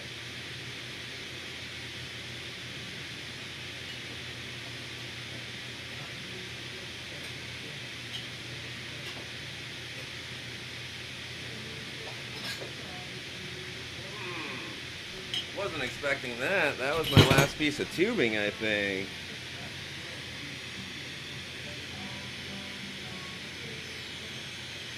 Dude, High on Life just came out, and Justin Roiland, the makers of Rick and Morty, made it. It is fucking hilarious, bro. I haven't used a pulled point in years. I don't know why I even have a pulled point over there, but fuck it, we're gonna use it. But High on Life is fucking hilarious. It's all the characters from like Rick and Morty are the voice actors. So funny, man. But yeah, I play Destiny 2 with a whole crew of people pretty much like every day. We like raid together and all that shit.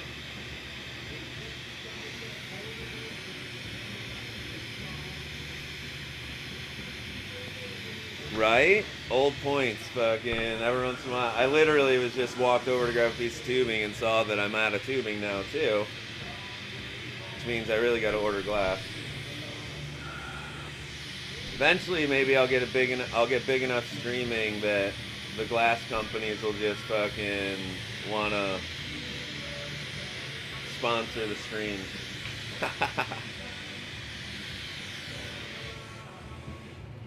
All right, so they want it just red and white. So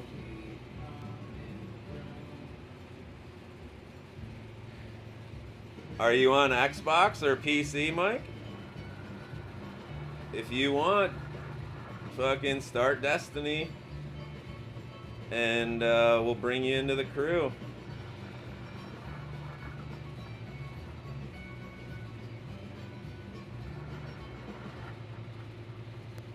I play with like 2 or 3 other glassblower friends of mine.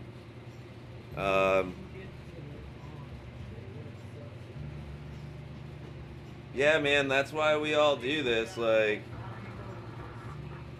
all of us are the same way. Like, some of the dudes that I play with still play like Call of Duty and shit, but yeah, we don't play. A lot of us don't play PvP. We only play PvE, so it's fucking just a fun time, chilling. Definitely, man.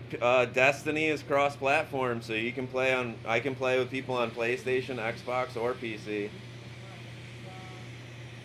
Just yeah, fucking. It's free to play to start with. You gotta buy all the DLCs and shit, but you can start playing for free.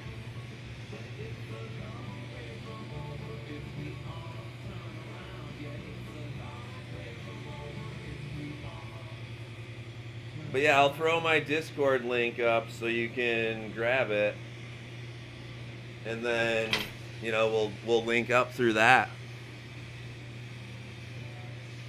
Yep, free to start. I don't want to say it's free because once you get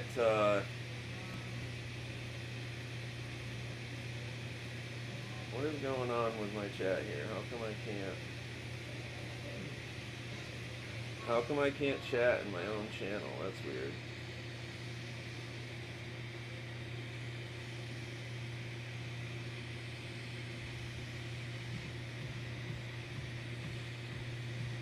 Wait. Am I not live anymore? Am I still live?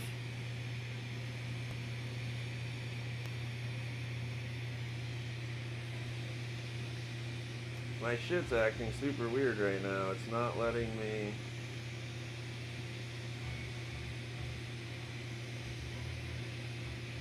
There we go. There we go. It was acting so weird. My thing wouldn't, like... On YouTube, it wouldn't let me fucking click on... Alright, good deal. That was so weird. On YouTube, it wouldn't let me click on my chat to, like, chat in it. Fucking, like, it was not live. Alright, so we got those red lines. I might as well use this little tiny bit of red I got just to make it a little more interesting for the guy, right?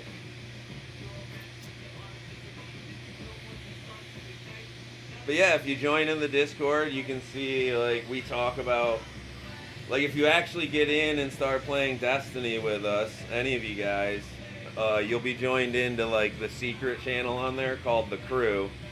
And that's where we all, like, meet up and talk, where we don't have to, like, talk in front of everybody else, you know what I mean? But yeah, we have a good time. We have a good crew of people. Fucking, we do raids that are, like, 6-man things that take couple hours to complete together, and you gotta all, like, work together to get them done. It's fucking awesome.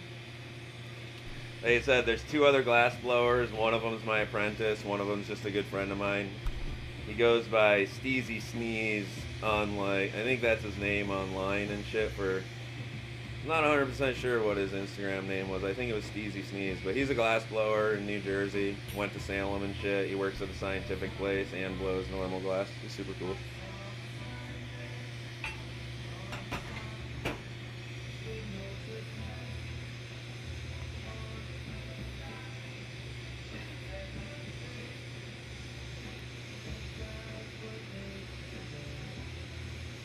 Hey man, Torch Talk. Yeah, dude, we've been having some issues once in a while. Well, I say we. It's a one-man show here. I know you got your wife that's amazing helping you out. I think wife by now, right? She's got to be your wife by now.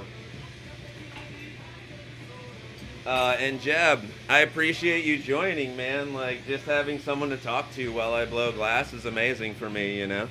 Like, just getting to, I work alone in the middle of nowhere, so just having someone like you say hi and what's up and talk and shit is awesome for me, you know? Go back to the earth and understand. Yeah, I was gonna say, you guys have been together long enough, might as well be considered that, right? How is she anyways? I haven't seen her in a while. Well, yeah, Melt. But we didn't really talk at Melt. Me and you did, but me and her didn't much. Oh man, she seems like she's a big help. She's awesome. Okay, because I hate points, I'm just welding a 9.5 to this other end. I hate points. Like, to do the work inside of there was fine, but the only time I ever use points is when I'm making wine glasses. Then I think points are important.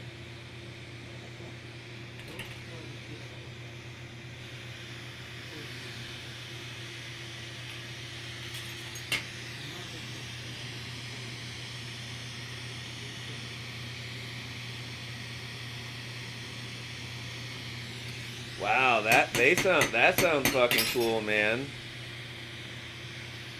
Like succulents, like flower things, right? Or are succulents like those cactus-like things?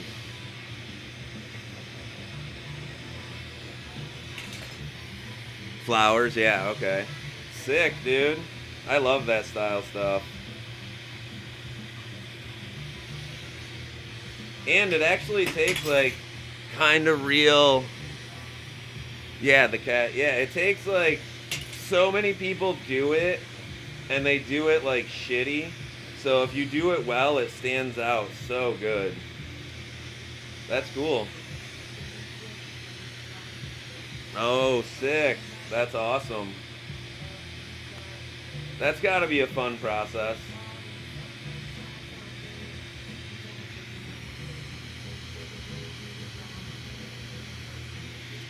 Yeah, man, anything like that in Boro is super difficult to fucking translate, but still, that's super fun. I love hearing it. Having fun with the glass is the most important. Yep, timing, man. I did a bunch of stump suck stuff early on in my career because I thought it would be super sick in glass in Boro, and it's just super hard. Nice. Yeah, the Boro, it just doesn't, shit doesn't translate the same because of the amount of heat it takes. You really gotta use your like time, like you said, timing knowledge a lot, and it's kind of like a puzzle. Like eventually you figure it out, and it's just like that one works great. The next one, different timing, different heat, everything. But I think that's probably the fun part of it, right?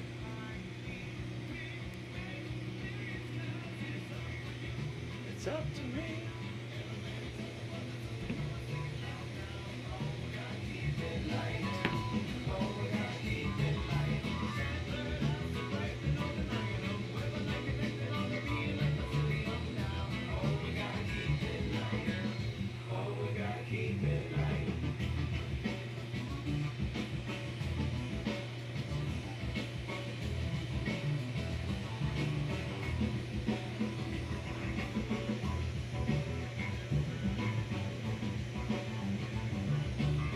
Oh yeah. The timing in between, like getting the heat down, that's awesome. You got part of the puzzle done.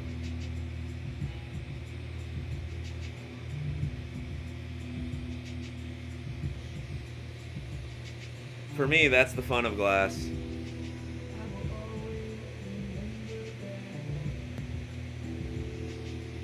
Fuck yeah, man. Yeah, you're a busy dude.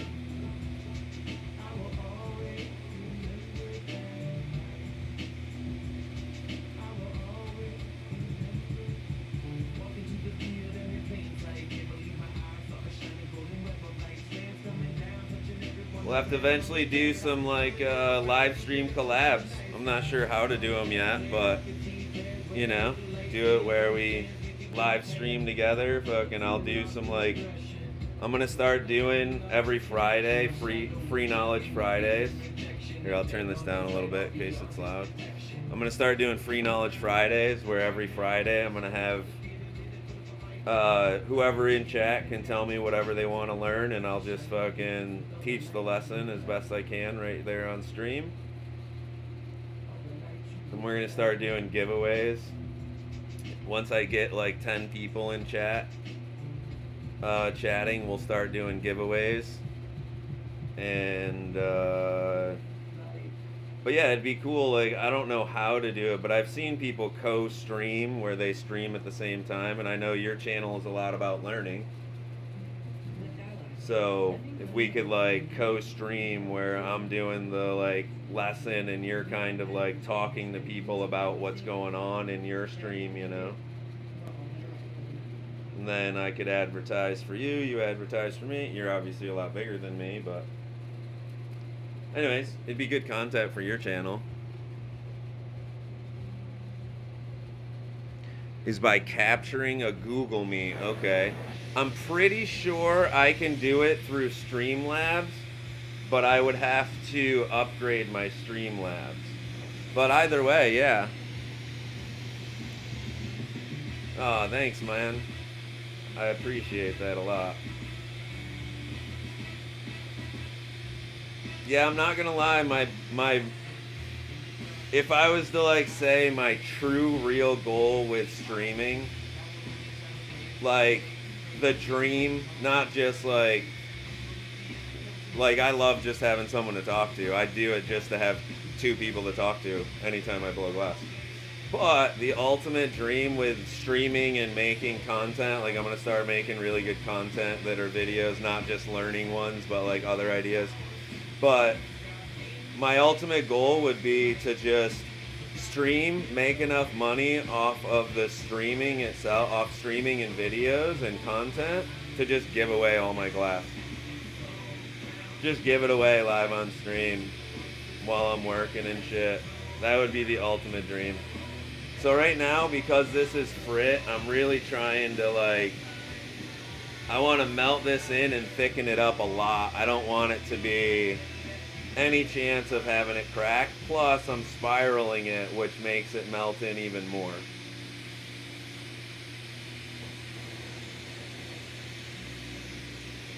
So I get that all spiraled up.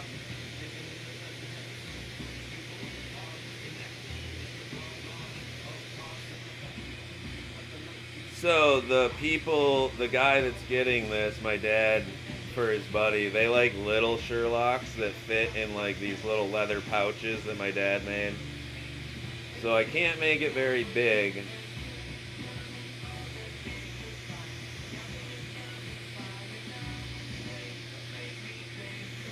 So I heat this up, keep it spiraling a little bit right now. Stretch it out, and with this style Sherlock, I'm actually not going to try to bend it at all yet, except for I get it stretched out to about that far, and then I just want to do a hook bend. So I just want to bend it like that much, nothing much.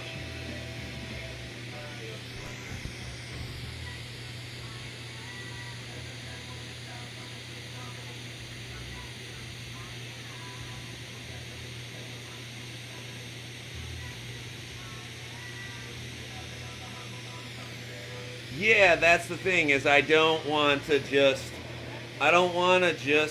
be a glass blower stream. I don't want it to just be like glass blowers want to come in and watch me, you know. I would like it to be just entertaining. Like, first of all, just the fact that there's people out there streaming in the world that the only streams they're doing is like just chatting.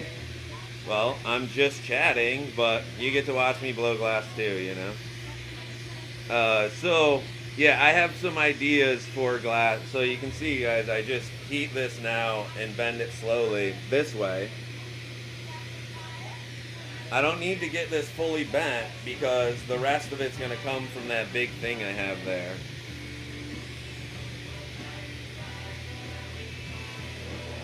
Yeah, that was why I was saying I don't expect glass blowers to be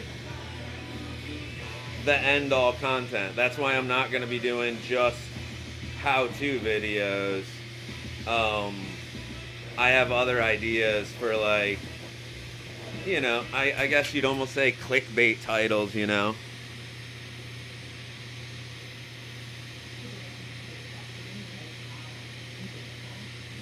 Amazing. I've never done TikTok or anything, but that's cool.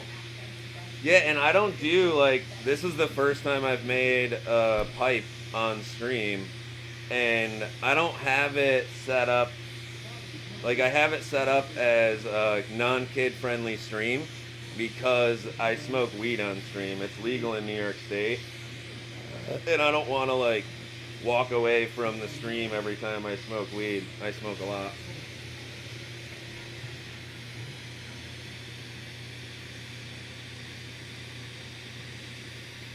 Haha, those Will It Melt videos? Yeah. I had to take those down because they were fucking unsafe. I still have them all, but I took them all down off of YouTube but those were like the beginning ideas of what I want to do. The new ideas are a lot more complex, fun. A lot of them involve giveaways and shit.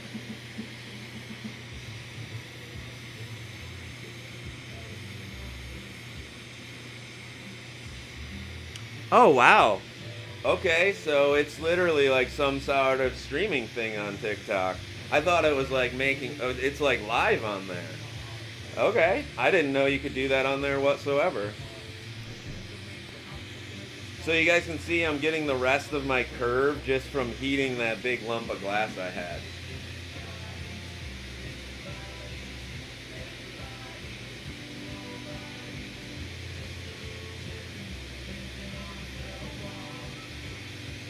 Then we get it nice and blown up evenly.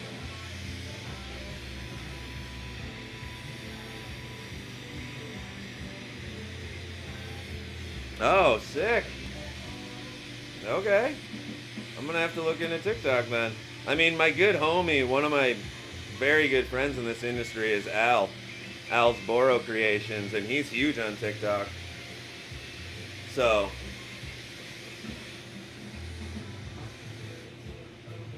I'm sure he would help me figure it all out.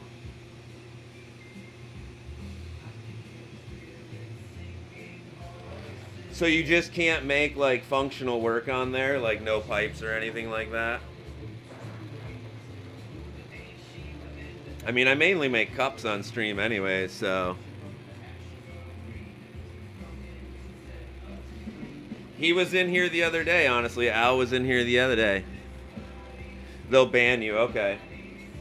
So far, YouTube has not, like, I've looked at it and YouTube doesn't seem like they'll ban you for it. I hope I'm not wrong on that.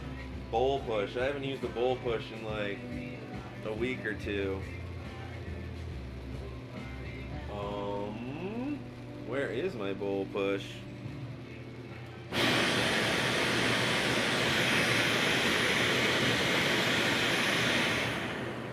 Huh. I'm gonna throw this in the kiln so it don't crack and find my bowl push.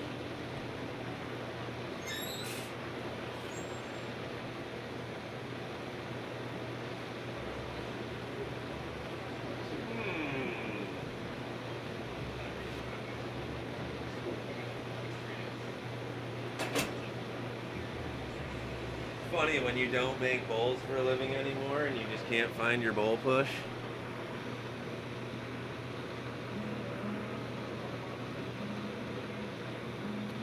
Oh, okay, so they don't pop up in Google searches if it's over 18. That's good to know. Okay. Dude. Where's my bowl push? Did I put it in my drawer or something? How would I use that? Nope, I didn't put it away. How the fuck do you lose the bowl push you've had for fucking 20 years?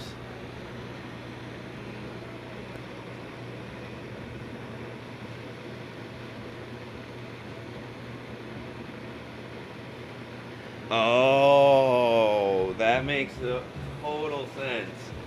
It's like whatever employee reviews it is what you're gonna get.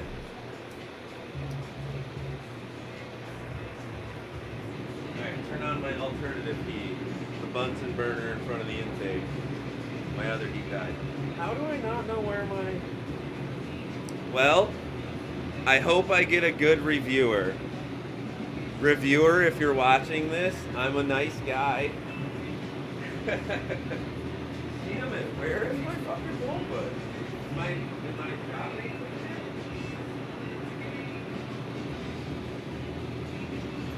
Yeah, see? See? You always gotta fucking blame the shop mate, and that's where it was. See, chat? It was David's fault. David's fault. You just always assume it's the shop mate's fault if you can't find something.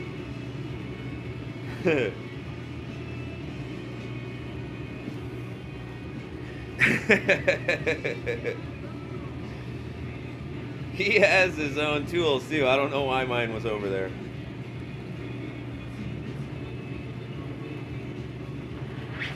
He has like Smith custom glass tool bowl pushes. I have this thing that I made myself like 15 years ago.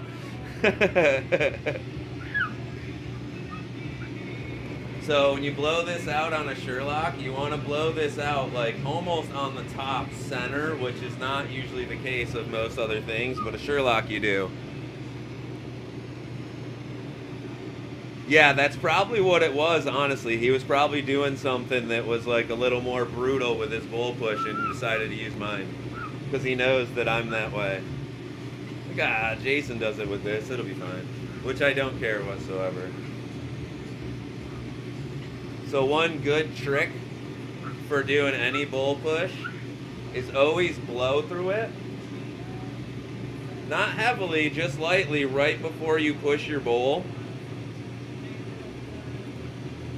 And that makes it so your hole can't stretch as easily because wherever you're blowing, the air goes through only that hole. So it heats just that hole, or it cools just that hole down. And the second trick is I always want my bowl hole when I push it to be slightly bigger than I want it to end, because I want to heat the inside of it like this, going through the hole, and then ream it a tiny bit to make sure it's round. So if it's smaller than what you want already, then it's impossible to ream open. But if you heat it up, and then and I'm not trying to do anything but make sure the hole is actually round going through there. So if you go to spin say you go to spin a knife in there, like idiots do constantly, it's at least round and you're not going to like clip it in an oval shape and fucking shatter it. And I can't tell you how many people do that where I'm from.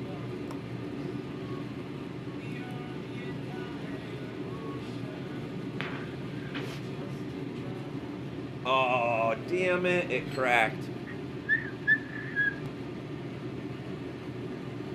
My whole middle here cracked on me. I'll show you guys how I'll fix it.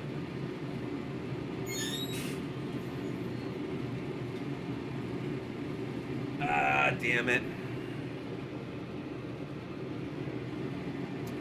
So, it's very unfortunate when you're making something and that's all the materials you have to make it. I would normally just throw this away and make another one.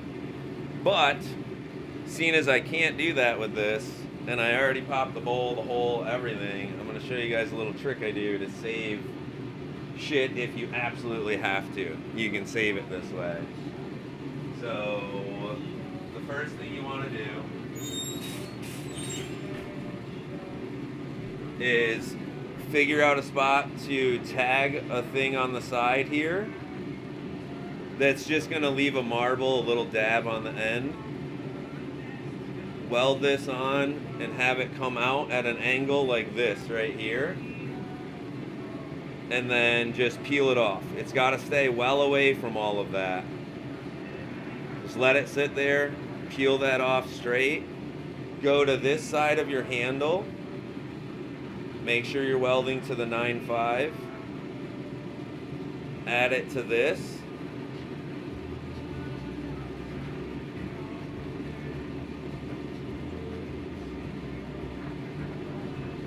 Make sure you melt that in clean. Then you gotta melt in both of those sides clean. Because what I gotta do is a lot of fucking heat work to that middle to fix this without it fucking falling apart.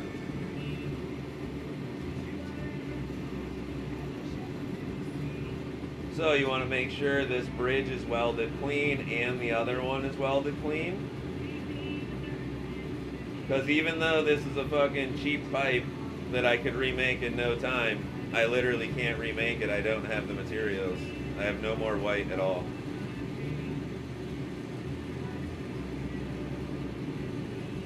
So as long as I get this welded on there good, grab my Bunsen burner that's acting as my heat right now. Just start the heat. I can just go back in the kiln right now, but I literally had the Bunsen burner on sitting there, so might as well just use it.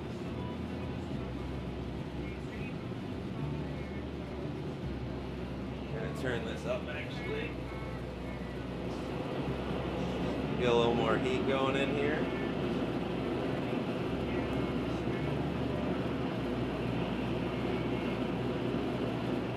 So I gotta make sure that from the mouthpiece all the way to the head is hot right now, because if I fix this but the rest of it cracks somewhere, obviously that's pointless. Especially the head, because if that cracks, there's no fixing it. You're done. You could remelt the whole thing. I could literally turn this back into a fucking piece of glass I needed to melt over again, but it would be very, very, very hard. Possible, but hard.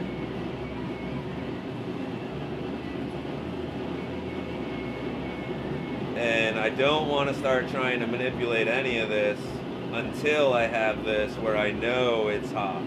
So I want to be able to see parts of it start glowing out of, like, in the light here, you know? So now I'm going to start Bunsoning that area more than the rest.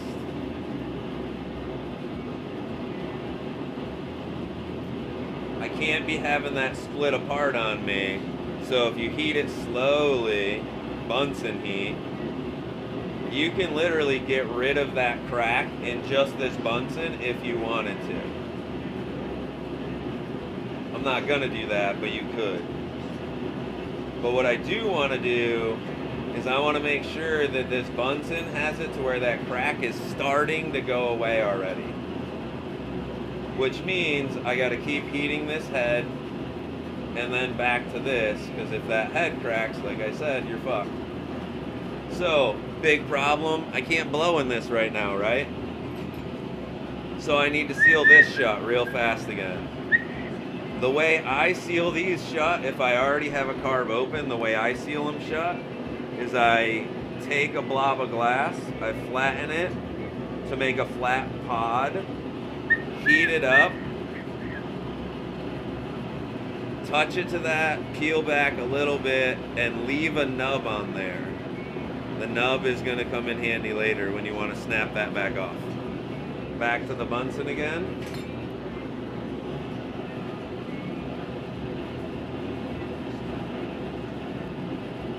Holding it at this like upright angle makes it so it hits from the mouthpiece all the way up to the head.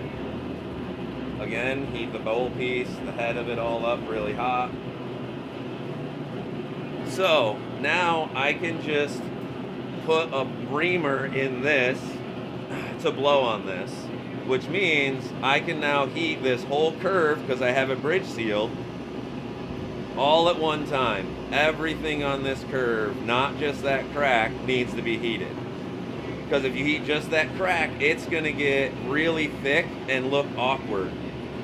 So you heat up the whole thing, everything, instead of just it. Make sure that you see the crack go away completely while you're doing this, though. But just keep heating and heating and heating.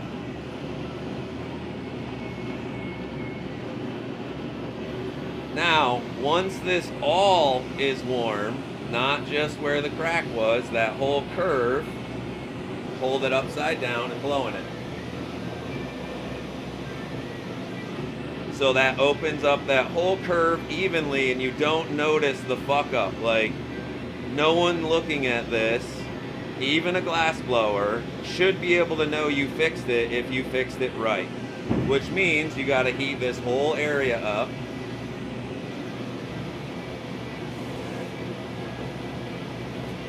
And make sure your curve doesn't look wrong.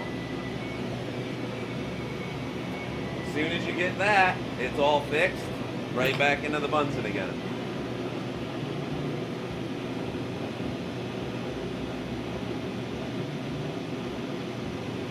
So that crack's 100% gone. You can't even see the crack in the color or anything. Yeah, man. See, that's one thing about live streaming. Yo, what's up, Carrie? Good to see you. We are just chilling with me, watching me blow glass, keeping me entertained while I keep you entertained. So yeah, like, watching me live stream is the only way you're ever going to catch me doing that, because I'm not going to make a video about that, but I might now because it happened live. I have the footage. It's a very fair exchange. I feel like I'm getting the better part of the deal almost. Just having people to talk to while I work. Okay, Bunsen back in front of my intake. Turn it back down a little bit and back to the pipe. So again, gotta keep it all warm. We don't want that happening again.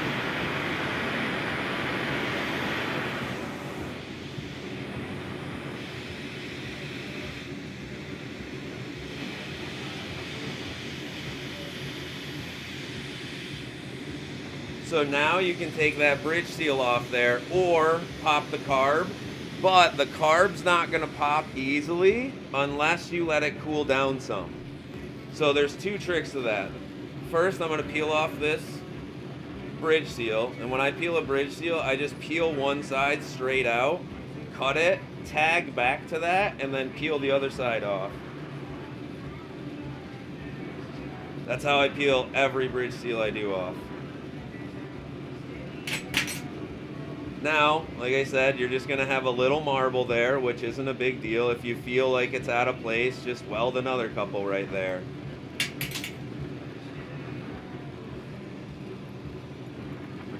Yeah, it definitely looks kind of candy cane-ish, huh? I kind of didn't even think that. The dude that... I'm pretty sure the guy that it's for is... he's just one of my dad's friends, and I don't know if he like knows much about glass. I think he just was like, can it be red and white? And now that you say it, I'm kind of thinking, oh shit, that is very candy cane-ish.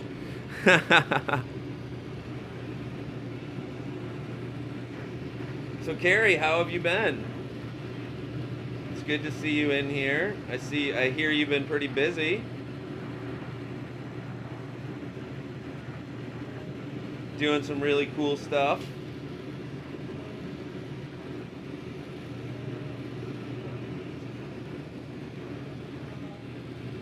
Okay, so now this needs to...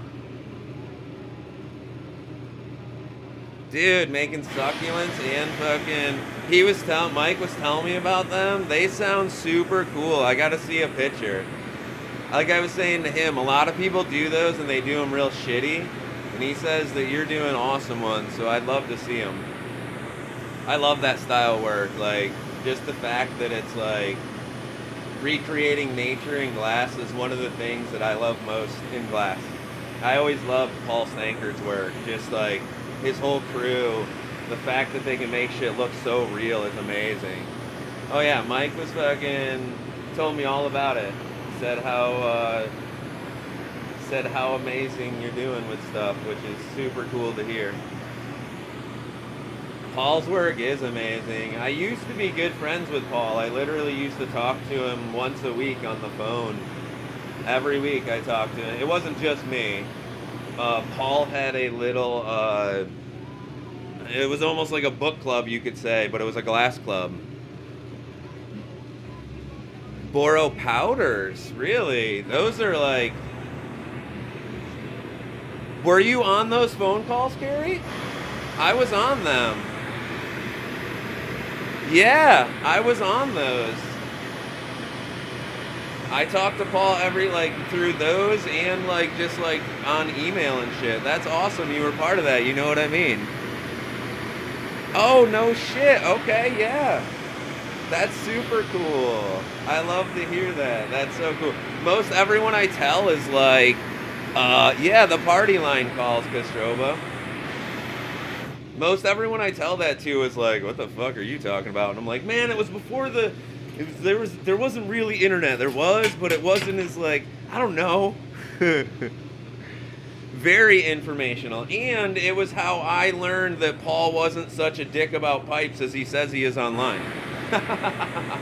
Because Paul online has everyone thinking that he's this against pipes, but if you talk to him, he's not. He's against like aspects of it. It was super cool, man, and he was like just so open about. He was very open about what he liked and disliked in the glass world, and it really made me like feel okay about liking and not liking things, you know? He was like very much a dude that was like, yeah, if I don't like it, it doesn't mean that I don't appreciate it. It's just that I don't want to do it. And I was just like, yeah, fuck yeah. All right, so real quick tip. This thing has been on there for a little while. I'm going to hit it with only oxygen on the outside of it. Then a quick flame.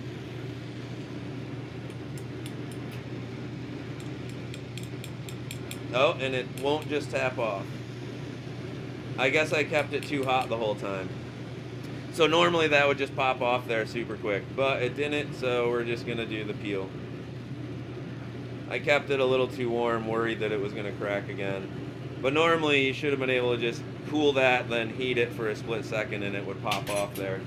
It's kind of the opposite of Hot Shop.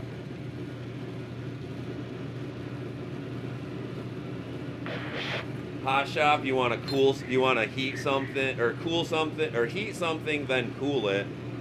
In Boro, you want to cool something, then heat it to pop it usually.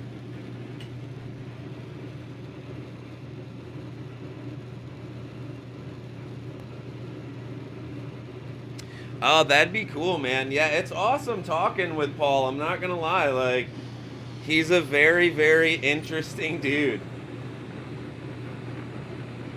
Like, he didn't just start out like those. It's funny because he was a rebel.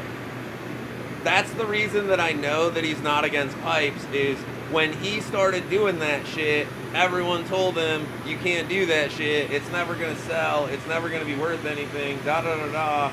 And like, he was called a rebel in the glass world. That would be great. I would love to hear that, Mike. It's so shitty, dude. I've done a few interviews with people where I lost the audio but had the video, and it was so fucking sad because like you knew it was such a good video. I can only imagine your jobs. Like, oh, it's got to be so stressful. Because losing the video would suck. But if you lose the audio, it's like almost pointless. You could at least get the audio and put it over top of like some stock footage of the person doing what they were doing or something, but losing the audio means you lost all the good, valuable, in the moment information. So peeling a mouthpiece, I know a lot of people have their ways of doing it. A lot of people pull this out and pop it off. I personally recommend never doing that because you're always going to be leaving glass dust in your piece. The way I recommend doing a mouthpiece is heat it up, pull it out so it's thinned out, leave a little nipple on there and stop. Let that cool for a second. Then you're going to heat the middle and pull outwards on the hole as you spin. So I'm going to get a little puddle, I'm going to tag, and I'm going to spin both things. I'm spinning the rod in my right hand away, and I'm spinning the other one in a circle, and it just peels and pops a hole open for you. That way you know that it's no glass dust left inside there whatsoever. So all of my dad's friends and him all want fish lip mouthpieces, so this is something for you guys all to like know. This is, whenever I fucked the mouthpiece up when I was young, I would do this to it. But now people ask for them specifically in my area. And you just take a pair of tweezers or these jacks or anything, put it in there, and you just open it up like that. And I get so many locals asking for fish lip pipes that it's just silly. Like, so many people asking for those. Alright, throw that in the kiln.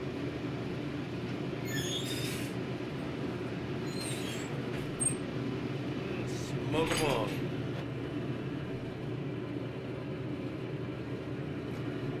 Yeah, like how it's like I said, I only started doing it because I fucked up.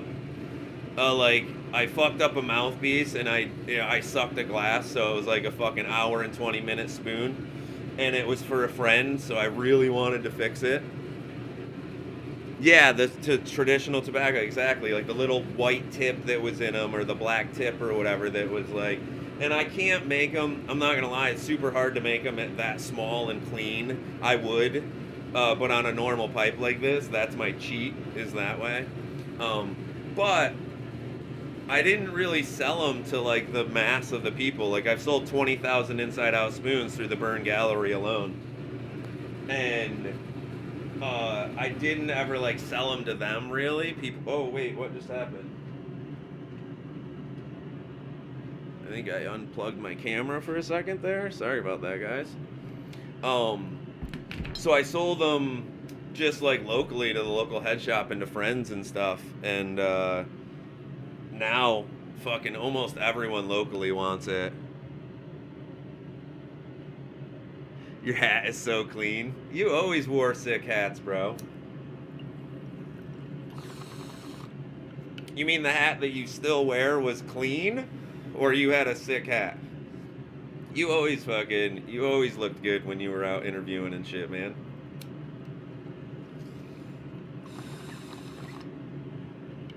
It was funny in your early days when you first started. It's old and dirty now. I remember back when you started fucking asking interviews of people. The hat or the man? Both.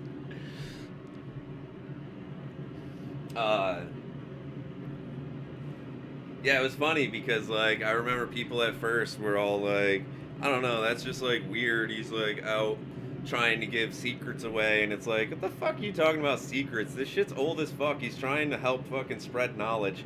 Get the fuck off your high horses. He's doing a good thing. Like some of the other Big Dave glassblowers that didn't want to work with you at first. I always thought what you were doing was a good idea.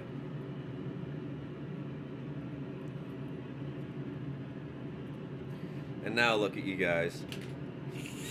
People love your content.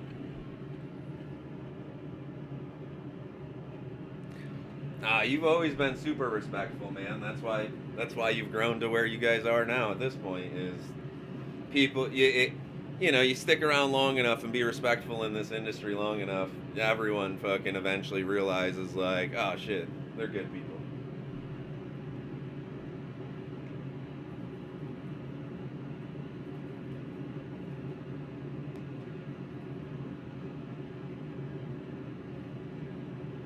Oh man, I got a funny thing for you. Remember when we did that cup thing at Melt? I've always seen it that way, Mike. I think you're a good guy. I think both of you guys do good work in our industry. So remember that cup interview you did at Melt? So I was at the Stoked, Connecticut fucking after Melt meetup. Hanging outside, we're all just smoking weed, been drinking and shit, and I'm talking to this dude about cups. And he's just like talking to me, and I'm talking to him, and I'm like explaining cups to him, and like I'm telling him how to do stuff, and he's kind of looking at me like, okay, dude, whatever. And then after a minute, he goes, I just watched this interview on this dude that makes cups that was super amazing. It was at Melt. It was on Torch Talk, da-da-da-da-da. And he's explaining it to me, and the dude standing next to me goes, that was him. That was Jason that made that cup that you're talking about. Wait, what? You're that guy? Oh my god, you made a cup so easy, blah. I was fucking dying laughing, dude. I started explaining cups to him again because he took me more seriously. But it was fucking hilarious though. He didn't recognize me, but he like knew of the video, so eventually it was just fucking funny, man. I was dying laughing. It was gold.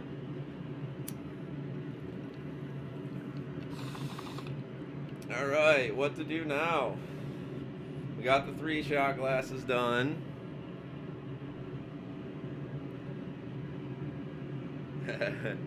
Yeah, we got the 3 shot glasses done, so let's see.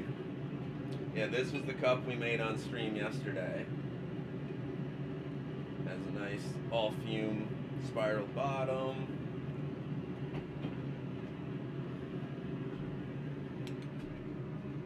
Oh yeah, this was from yesterday too.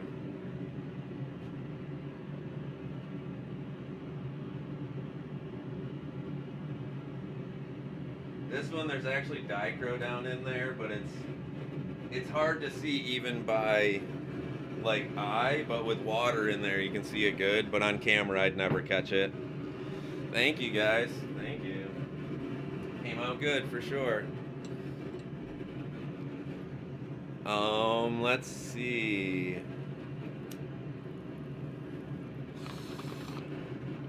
I suppose, what do I gotta make now? What do I gotta make now? What was the, oh yeah, I needed to make a simple mug, not as nice, for another guy. So just a plain wrap and rake with a clear handle, he said.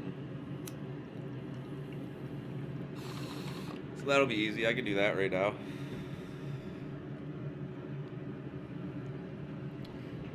I'm pretty sure I got a good piece of glass here to do it. Let me grab one.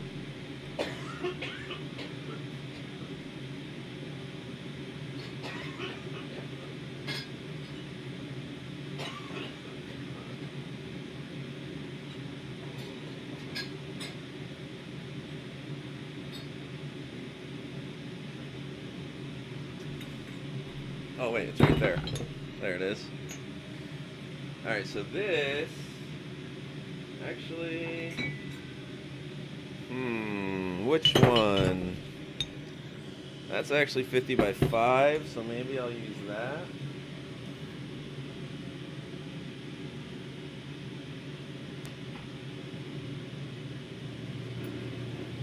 Ah, that's what's happening. I was like, why is my camera cord getting pulled on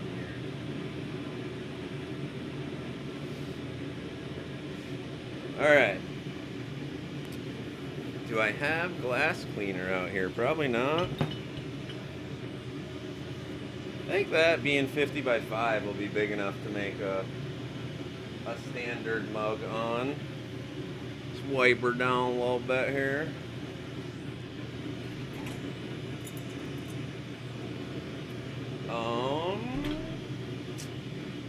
Grab another 9.5 real quick.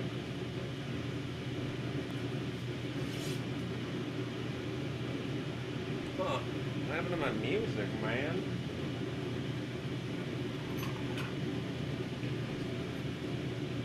What happened to the music indeed?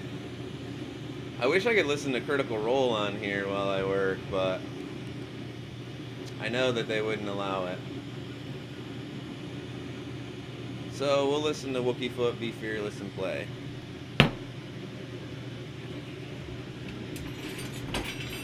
Until I find new good uncopyrighted music. We're gonna keep listening to Wookiefoot. Light of San Luis Kaiser, the message, be fearless and pray. Oh, they'll take my stream revenue? I don't make any money on stream. Okay, that's good to know.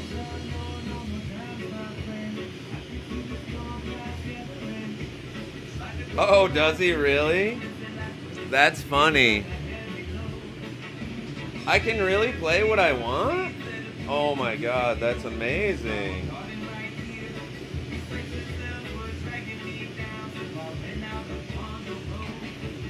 Okay. Well, that's good to fucking know. Okay, that's cool.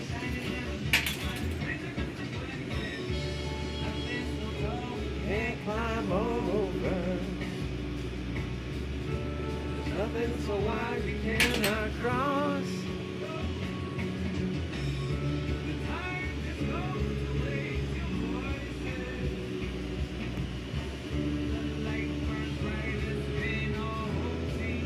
Interesting. Okay.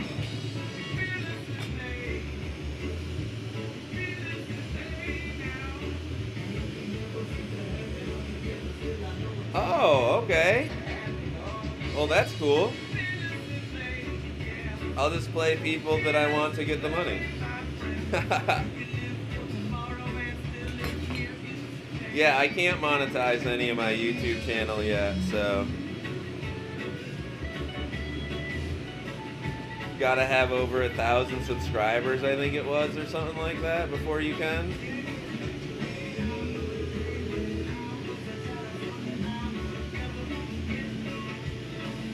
Or something like that. I don't know.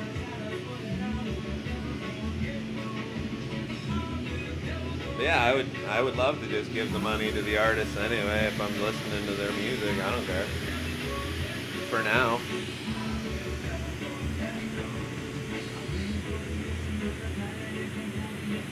Okay, yeah, I didn't say. So yeah, like Twitch would let me do it, but the video afterwards would be completely muted.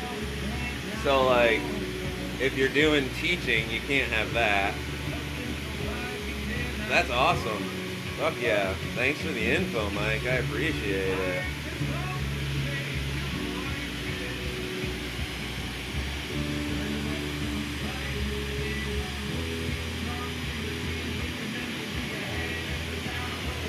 Sick. Yeah, I wouldn't be playing any artist that wouldn't be cool with it anyways. I listen to all, like... Yeah, I wouldn't be listening to any of those big douchebag artists that would do that anyways. Like Metallica or something. Like, I love Metallica, but I wouldn't do that on stream.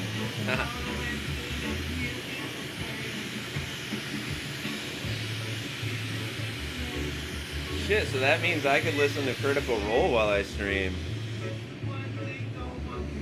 That'd be awesome. I don't know if all you guys would like it.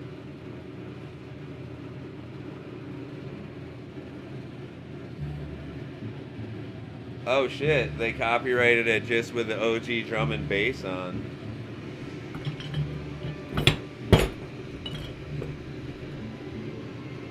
Whoa, crazy. Yeah.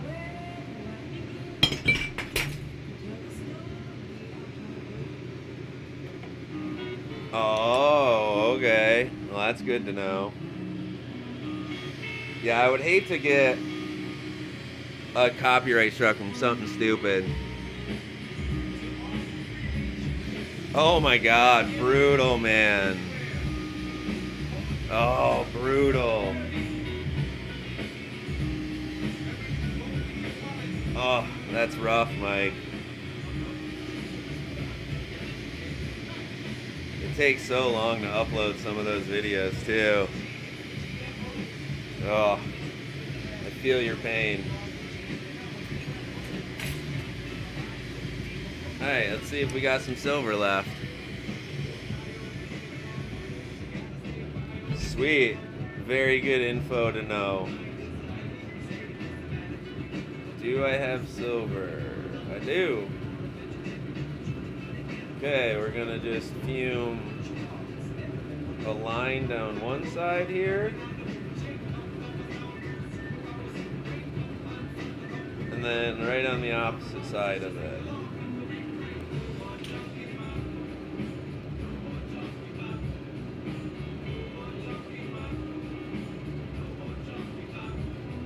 Oh, I see, I see. Got ya. Still a pain in the fucking ass. Yeah, I wouldn't bother either.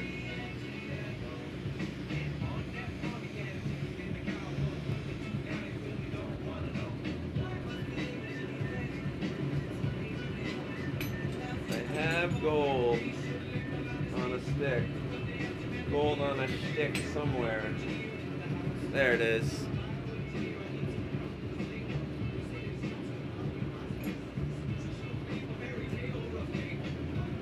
Okay, so silver, silver. Now I'm gonna do like heavy gold in between them.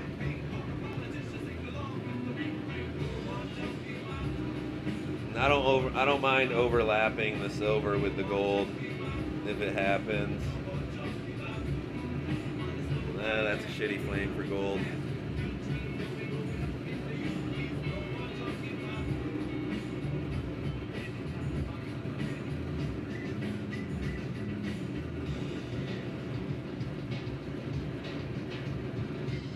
And just to make sure it's all covered, I usually go a round or two.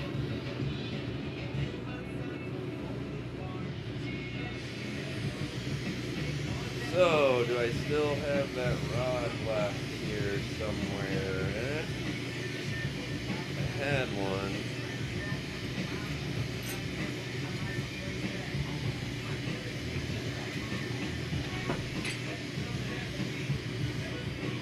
What did I do with that rod I just had? GMO.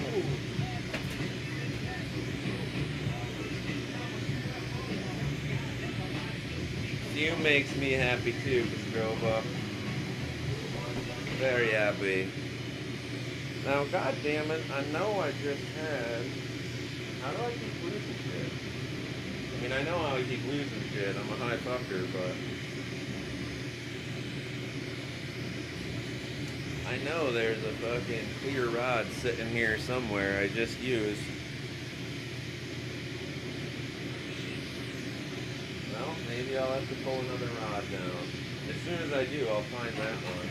I know it. Oh. Yup, blind. Blind chat.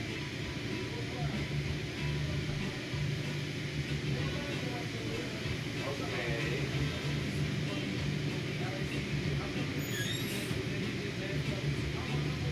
Oh. I know where that rod went. I used it as my bridge seal. So I gotta take this 40 mil rod now and pull it out.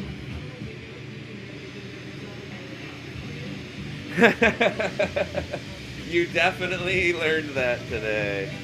And that is definitely true 100% of the time. You know why it's that way? It's because I cleaned my shop for the stream.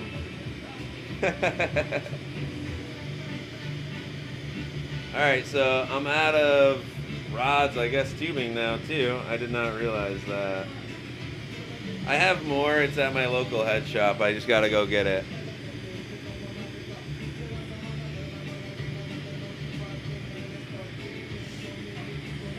Yeah, to be able to have it like look decent enough of a shop, because my shop is not that nice.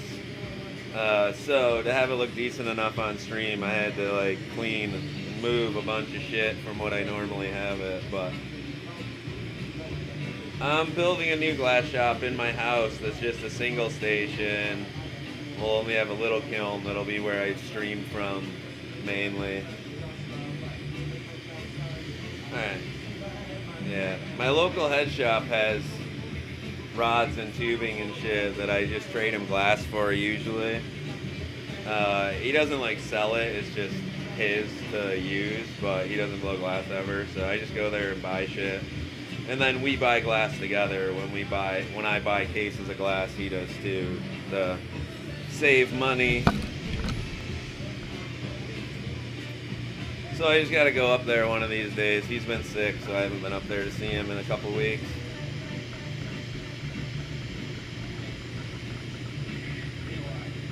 Actually, it's where I used to stream from, the Trip on the Wild Side.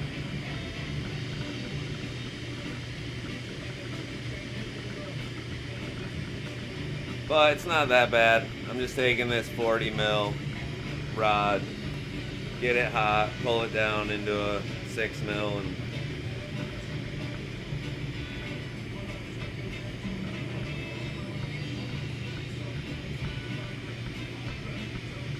it's not the worst thing I've had to do to make money in glass. When I was young, like year or two into glass blowing, just on my own,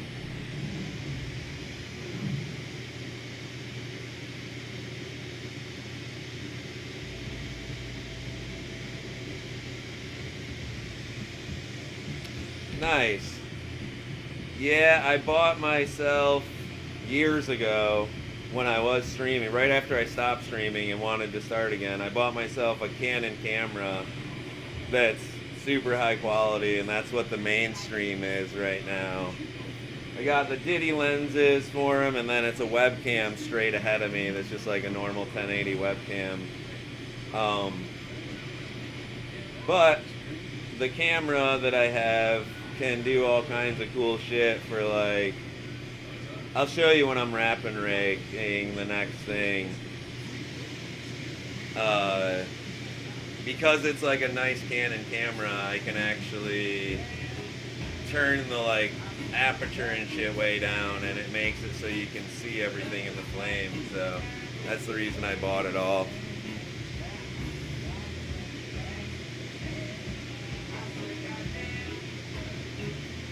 Alright, once it stretches out a little bit. Actually, this one, I don't even need to use my feet this time.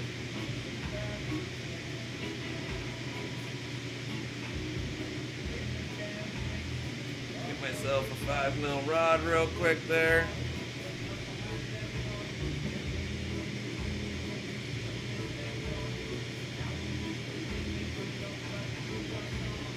Nice. Yeah, my camera, I have the like battery thing attachment that plugs in, and the HDMI cord encoder deal. All that shit plugged directly into the computer. It all works really good.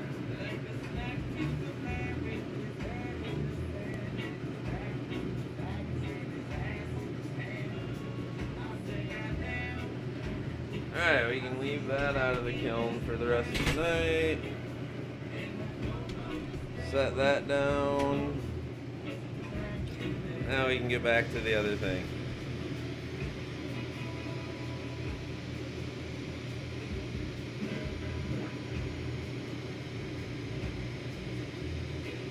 Oh, sick. I want to do a monitor like straight ahead of me eventually. I have my smart TV over there in the corner, but it's playing the music right now.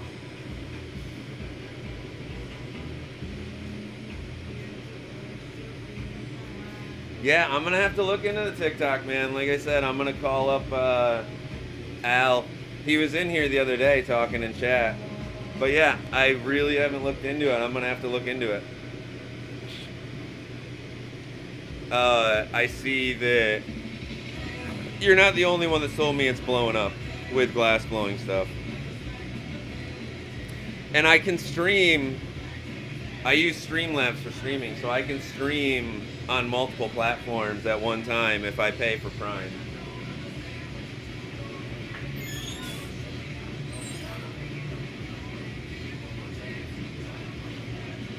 Alright, so I already got this fume, so I don't really need to do anything, just heat it up.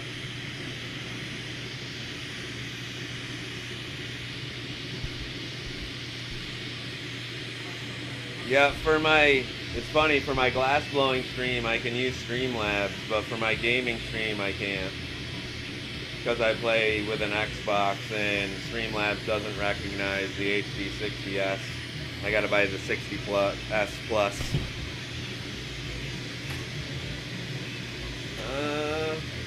The rod's still a little hot to handle right now, so we'll do the wrap with this guy here.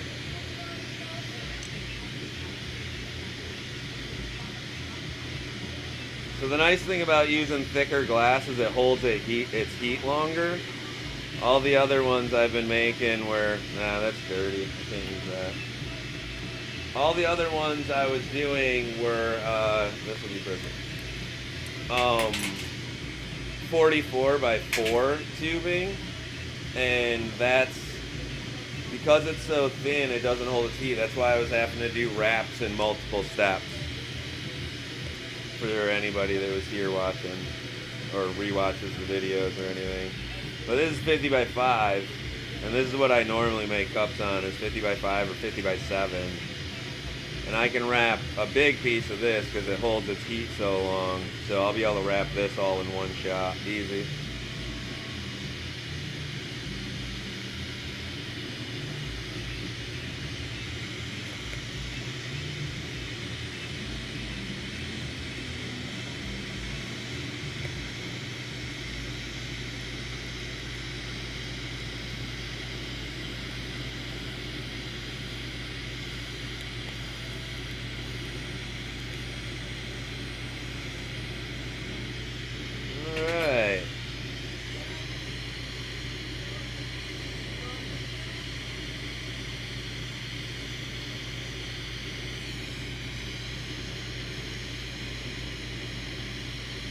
Wow, that's fucking cool, Mike. Oh, see, I lost some of my coil. See that, guys? That's what I'm always talking about, is that right there. It's like losing some of the coil with it just like breaking off of there when you go to reheat it. That shit is so annoying. But luckily, it broke off after the go down. Oh shit, guys. I got a treat for you. Hold on. Let me angle the camera real quick to catch this.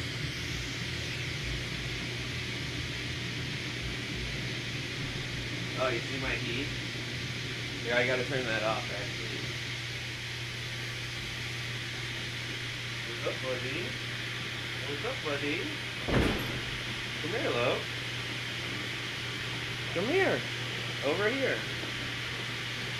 Come here. What's up? Come over here. Come here. What are you doing? What are you doing, punk? What are you doing, punk? Huh? Are you in here for fancy cardboard, huh? Is that why you came in? Wanted to show you guys the wolf. This is Loki.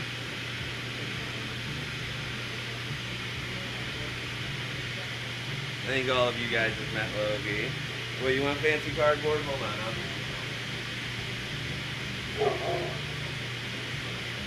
Come on, back up. Oh, oh, oh.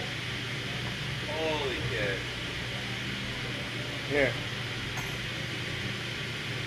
Here.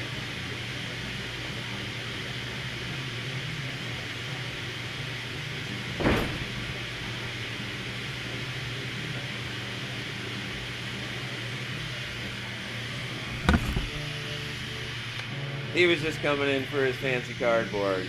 Oh, lost a little bit more of my coil because of that, but whatever.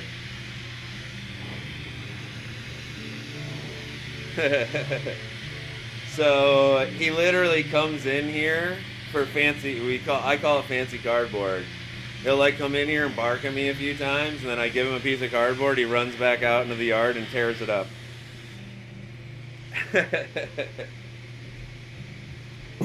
Alright, gotta turn my faux heat back on.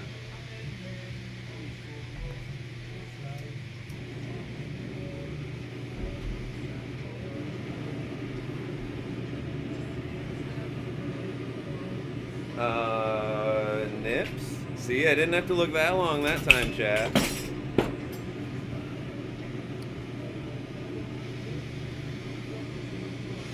Yeah, he's hilarious, dude. He's my guy.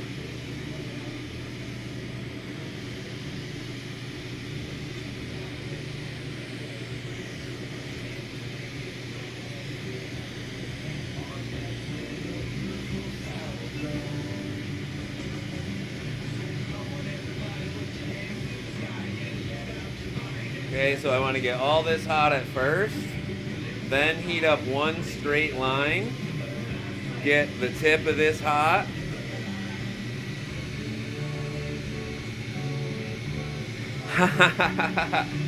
Loki will steal the toilet paper. I have to leave it sitting on the top of the toilet. If I put it in the roll or anything, like on the roll dispenser, he'll do the same thing and just like pull it out and take it outside and fucking tear it up. He doesn't do it with paper towels though. He does it with the center of paper towels, but not paper towels. But he'll take a whole roll of toilet paper outside, motherfucker. That's hilarious though.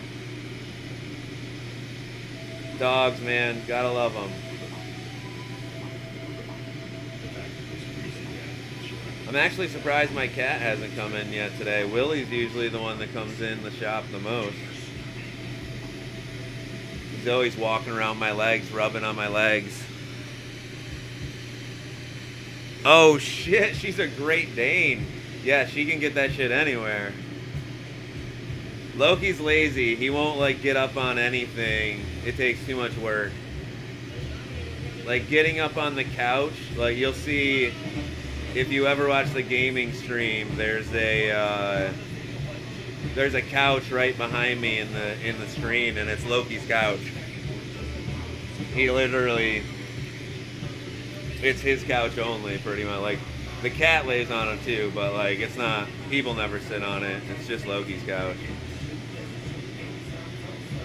But I had to like lower it so it sits closer to the ground so he could get up on it.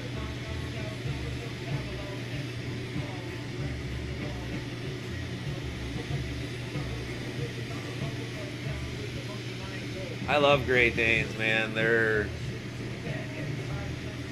one of my best friends when I was growing up as a kid had a Great Dane that it failed the police training because it wouldn't like hurt people, but it would do everything else. It would run you down and like tackle you to the ground and growl at you, but it wouldn't fucking actually bite you. So my friend bought it, his mom bought it for like fucking $3,000 or $4,000 or something when we were kids. And his name was Bruno. He was fucking awesome, man.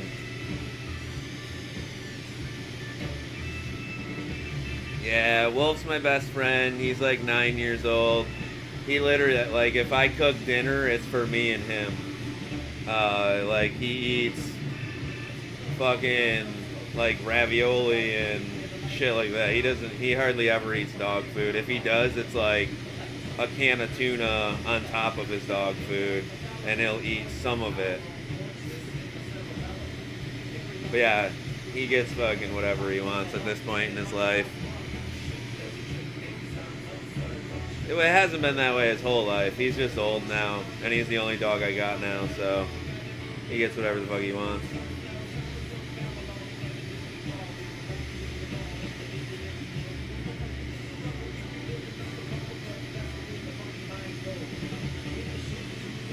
Malamutes have a tendency to not live past like 10 to 12 years old, so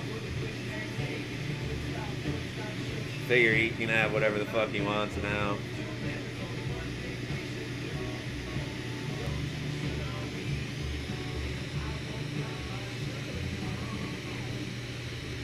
Oh, dude, I love the playfulness of Great Danes, man.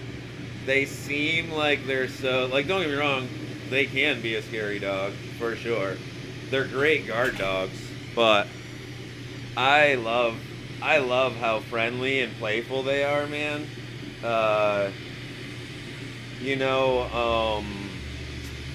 For Pure Virtue down in Maryland, he has like, I think 3 or 4 Great Danes that live in the house with him. He bought an extra king-size bed just for them to sleep on. Those dogs were some of my favorite. Fucking, had one named Money. That was her nickname. It wasn't her real name, but her nickname was Money. And the reason why was because of how clumsy she was. She cost him so much money from just like breaking shit. It was great though.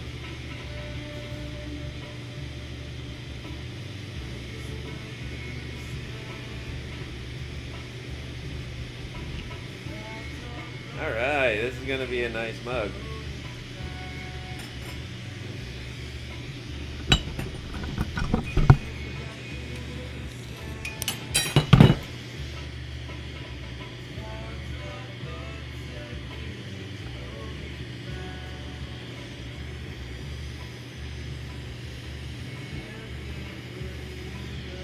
Yeah.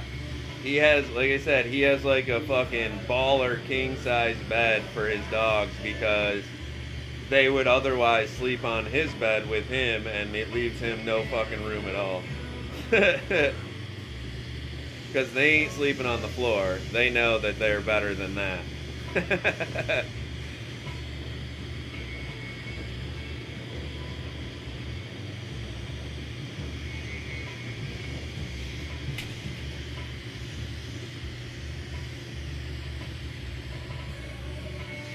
Alright, so this is, right now, anybody that's just starting to join in, this is just going to be a mug that is, I gotta turn that heat off.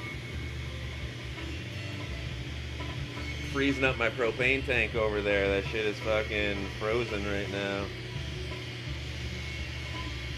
You notice when I shut my Bunsen burner off, it kicked my propane up. It's not because I'm out of propane, it's because I froze my tank.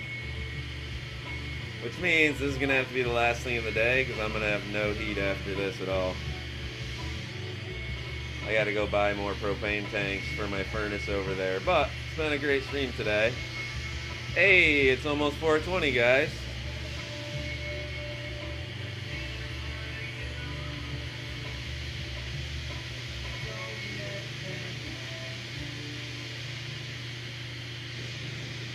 Well, 4:20 where I am anyways, East Coast.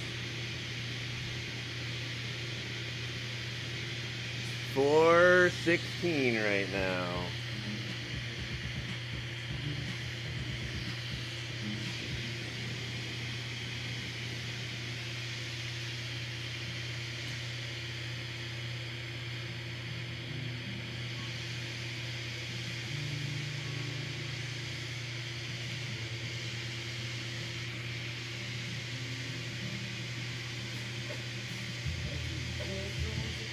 So mugs are, like, if you're making a mug that's just like a coffee mug, it's actually one of the easier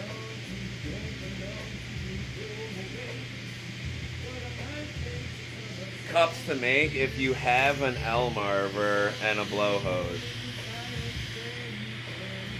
Because you're trying to keep it like squat, but like bigger around.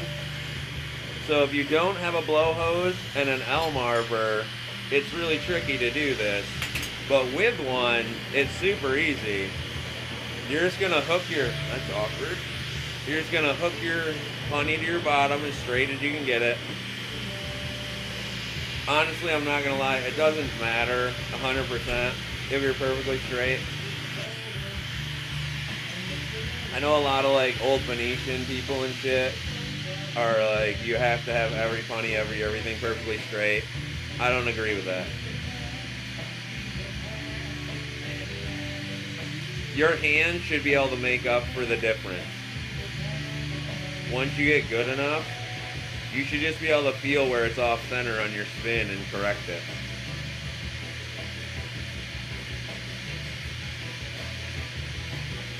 So I'm just getting the top fully melted in.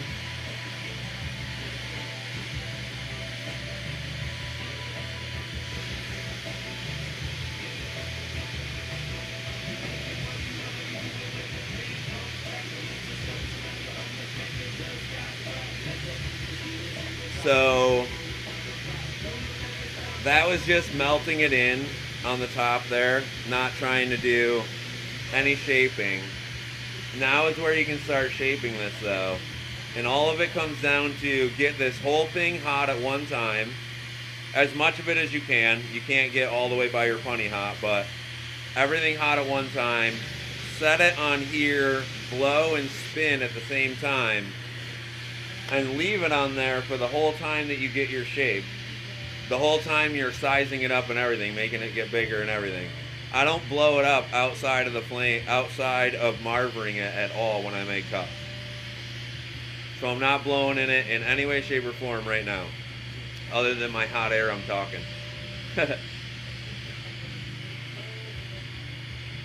So I want to get as much of this hot as I can. Evenly, then go out onto the marver, get it to even itself a little bit. I'm not squishing it, just letting it spin and sit there, then start blowing it. So watch.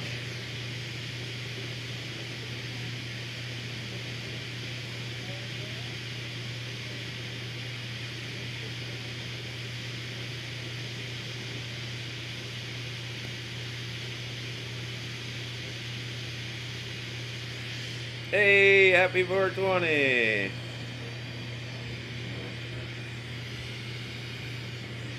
Thanks for keeping me entertained.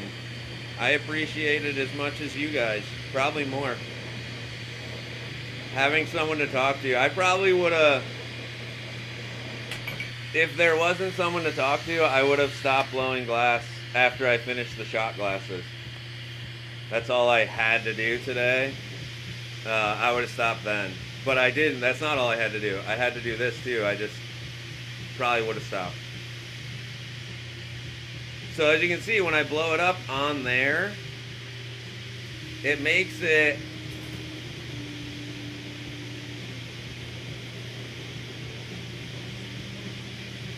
blowing it up smooth and even like that on this makes it so I can't ever blow a spot out that gets too thin. That's really all I'm doing right there.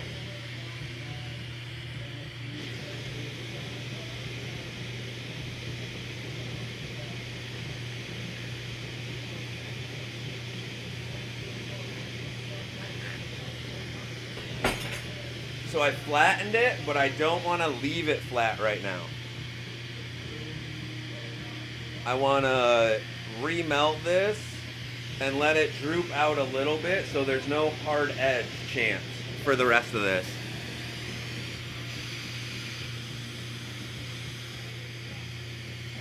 Awesome. I love that you're getting work done too. Even better when everyone's productive on stream too.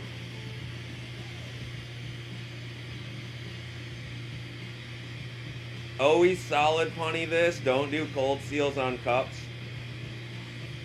I know a lot of people think that's the way to do it, and I was personally taught to do cold seals on the bottoms of cups. Just don't do it. Don't risk it. It's not worth it. Cold seals are reserved for things that you know you're going to keep hot the whole time. Like a big thick marble or a bowl that you're going to be finishing within minutes. Like, I need to weld a whole handle on this thing. There's no way a cold seal, if I tap a cold seal like that, it'll fall off. And I don't even do cold seals, I do Jedi seals, so they're even like more, they're even more of a cold seal, you know? I'm not sure if you guys, I mean, it's still a cold seal, it's just like the advanced technique of a cold seal.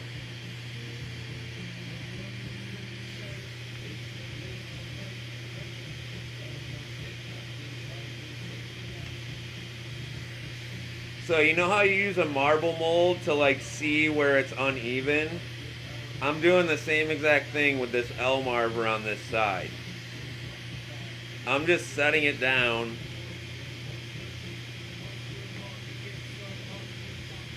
Blowing evenly until the area touches. I'm not trying to force or shape anything with the graphite. I'm literally just using it as like a visual guide. And you can see like little low spots in the glass, just like you can see a low spot in a marble. And then you can heat that spot up a little bit more than the rest of it when you go to set it on here like this and blow it.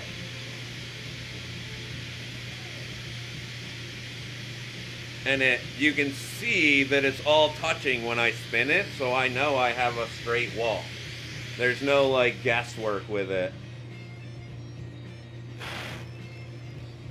Okay, so to make the top on this nice and even, you don't want to pop anywhere like down here. You want to pop where it just starts curving on like this part, because the thickness of your glass changes from right here to right here, and that's going to be the defining line to make a cleaner top. Is if you go in between those two, then you're going to have a thick area that will become your lip easier for you. If you try to add the thin to it, it's going to be a lot harder. So I actually want to go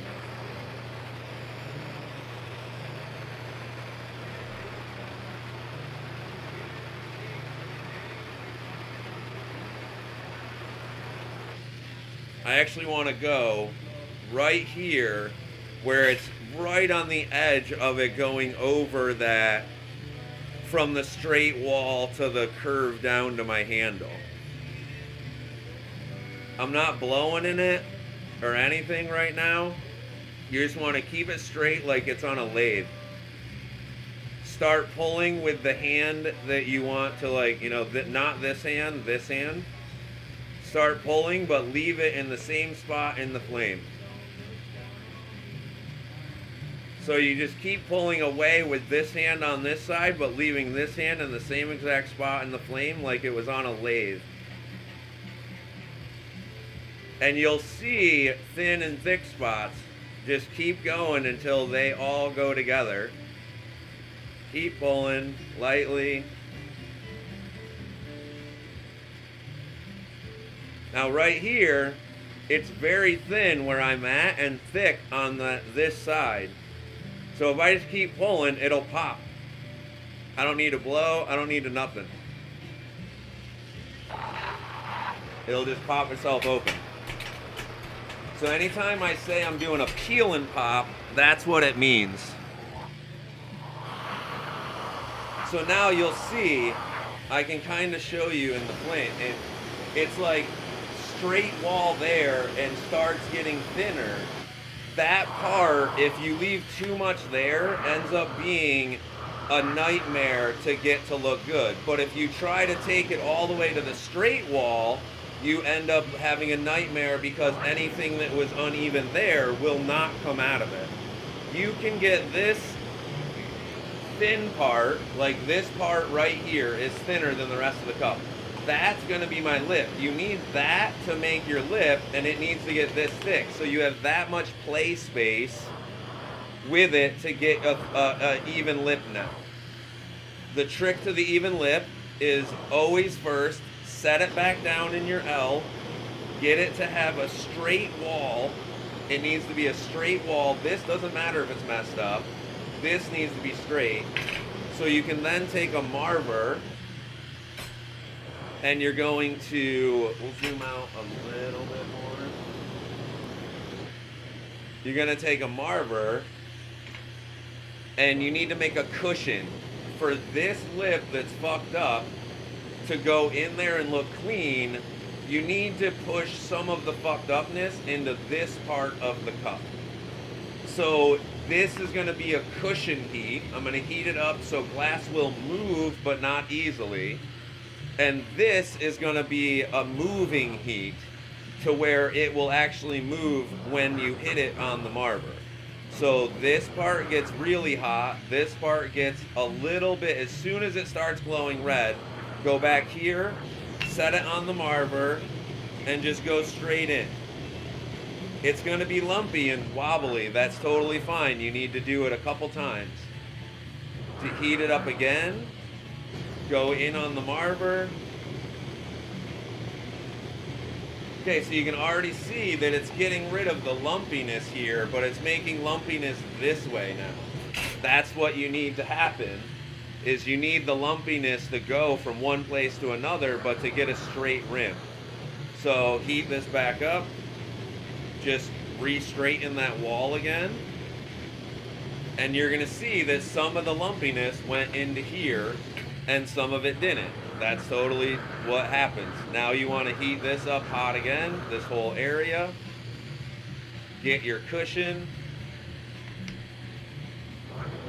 Heat that up hotter than the rest.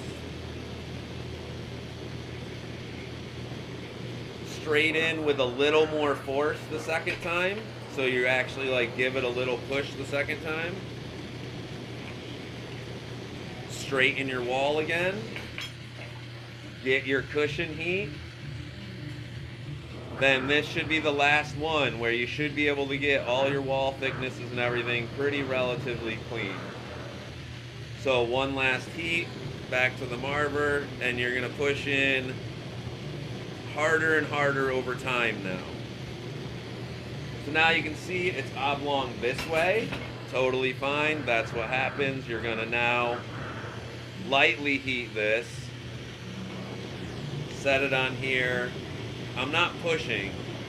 That's just sitting there while I spin. That's it. So with a triangle reamer or jacks, the idea with them actually is this side is opening it, this side is smoothing it. So it's going through like, well, opposite right here. This side is opening it. Whichever one's hitting first is opening it. The back side is smoothing it. Just so you know, like that's what the actual idea behind it is. So this looks pretty good, and because it's a mug and I'm going to add a handle to it, it's actually totally fine, but I'm going to get that lip a little cleaner yet. One last heat of this.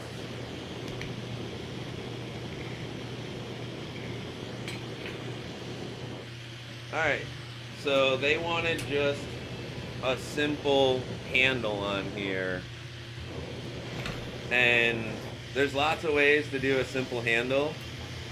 One of my favorite ways. Actually, we're gonna throw this in the kiln real quick. Oh, you don't need to come back in. You had your fancy cardboard.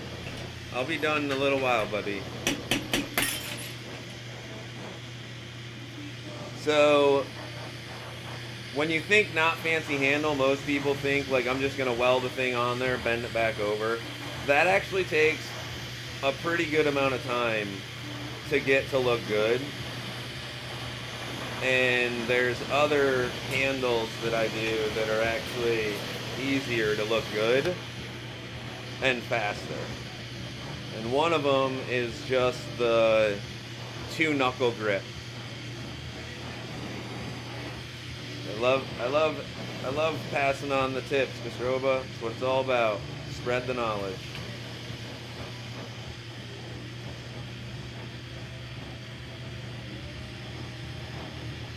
So I'm just gonna heat this glob up, squish it together a little bit, let it get thicker than what it is.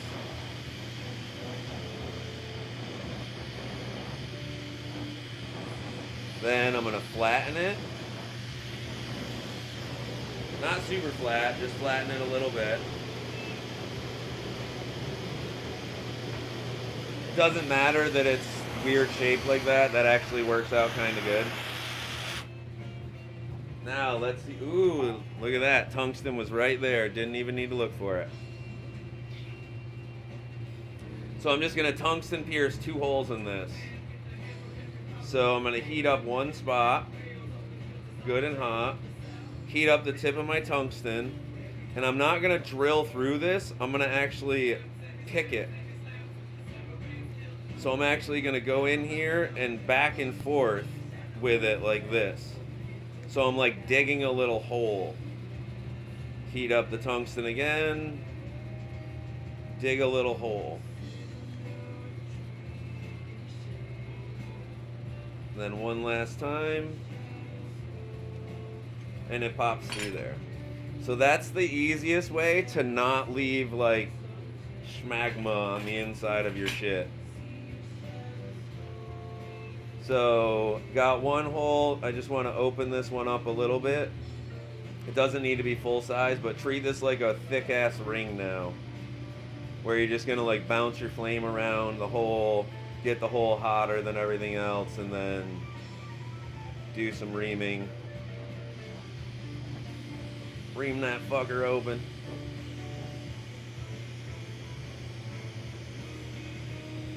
Anytime you're reaming a hole to get big like this, you always want to go one side then the other, one side then the other, one side then the other. Switch to the next size. Graphite. Heat it up again. Make sure the heat is even. One side then the other again. One side, the other, one side, the other. So luckily, it just so happens that happens to be the size that I think is the right size to do finger holds. So you can see that makes a very clean finger hold right there. So next, we're going to honey to this. But this, I actually do want a cold seal or a Jedi seal. So what a cold seal is you heat up this glass a tiny bit, let it start cooling down, heat this up, touch it to it, and you should be able to break it off later. The difference between that and a Jedi seal is just you heat this up a tiny bit, you heat this up, blow on that a little bit, squish on, don't pull back whatsoever, only squish on, and then believe in it. That's the difference, is you need to believe in it. Because if this Jedi seal, you stop believing in it for 1 fucking second, that shit's hitting the bench.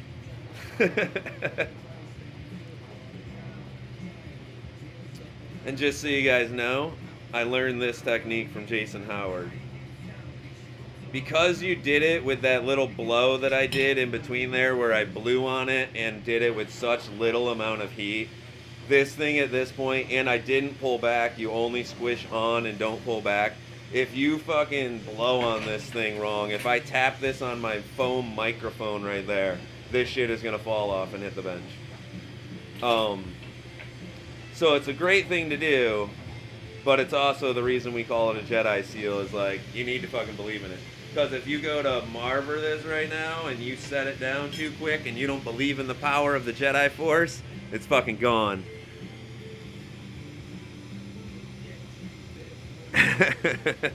Mike, what's up? Sneeze. This is my other gaming homie. Fucking, this is Sneeze. Sneeze, we got Torch Talk in here, Mike. We got Castroba in here. Tobias from the UK was in here earlier.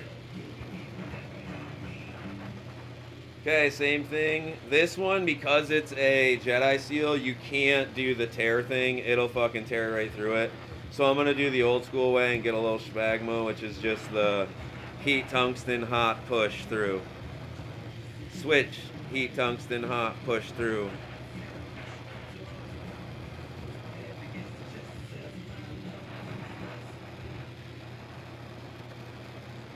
Yeah, man, those reactors you're making look sick. They look fun.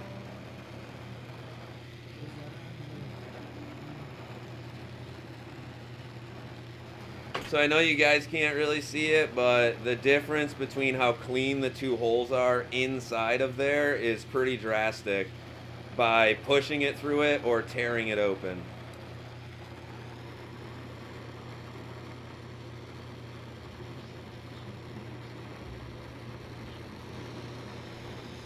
Every time you do a child seal, you mean a cold seal? Or is that an actual seal too, a child seal?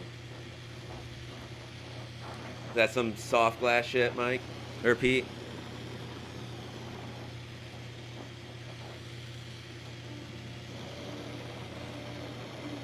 Yeah, Mike, this is Mike. We don't listen to stories.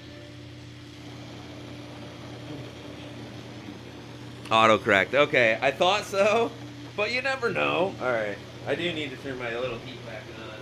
It is cold as fuck in here right now.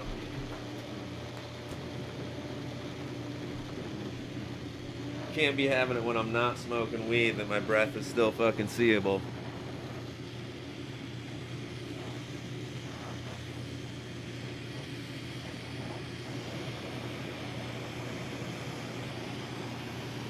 This is the way. Exactly. This is the way. I love it. Strapping my son to the pipes.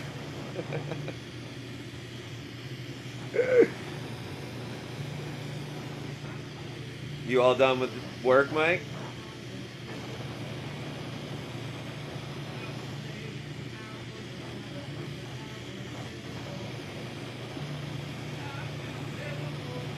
This one ain't wanting to open up right now. Strapping my son to the pipes, he says. Gotta start him young. Get him used to that heat.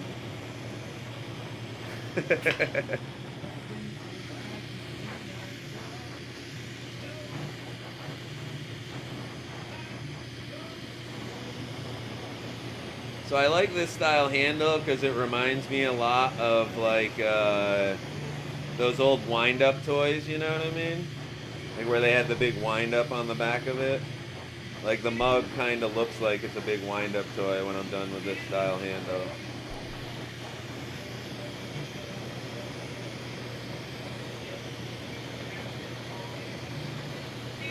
And play.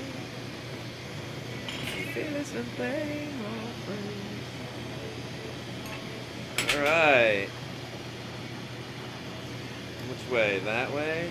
No, it looks better this way. So, another Jedi seal real quick.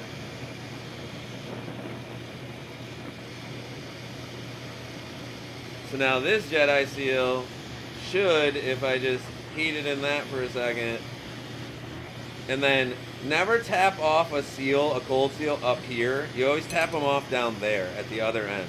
I see a lot of people that don't know Boro or don't know hot glass, soft glass that do that wrong. Like, you don't want to tap it off up here. That's the wrong force for it. You want to tap it here, and that's a vibration going through there. Can't tell you how many people I see do that, and I'm always just like, what are you doing? When you're breaking a cold seal off, you want to break it off with vibration. Like, in soft glass with those big, crazy cold seals they do, it's a very different medium. They can hit it up there, and it works totally fine. Watch the best of the best. They hit the back of the they hit the back of the pipe though. They almost never hit up close to where they did their score.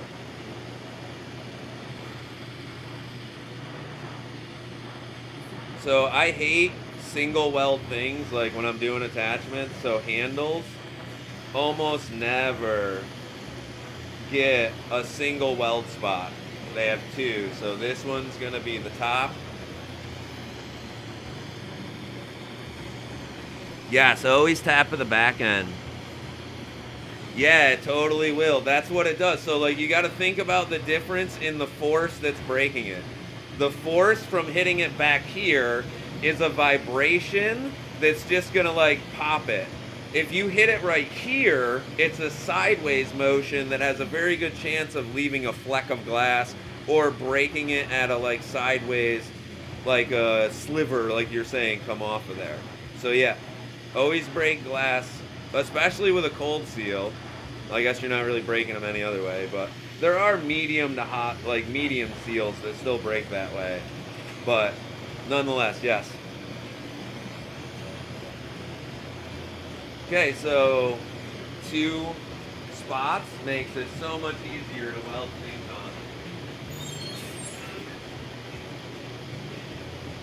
on. Always heat cups from the inside first. Even if you take them out of the kiln, just take them right to the inside first. Heat it up because the inside of the cup will let this heat soak out easily. The outside of the cup will just be it's like not as much of a bath situation, you know? Next, I always recommend getting your cup glowing red before you, like the whole thing, before you try to weld a handle on it, because it's going to take you a little while. You don't want to fucking have a cup that started out semi-cold. Then, hold your cup out in the outer flame, heat up both of these knobs.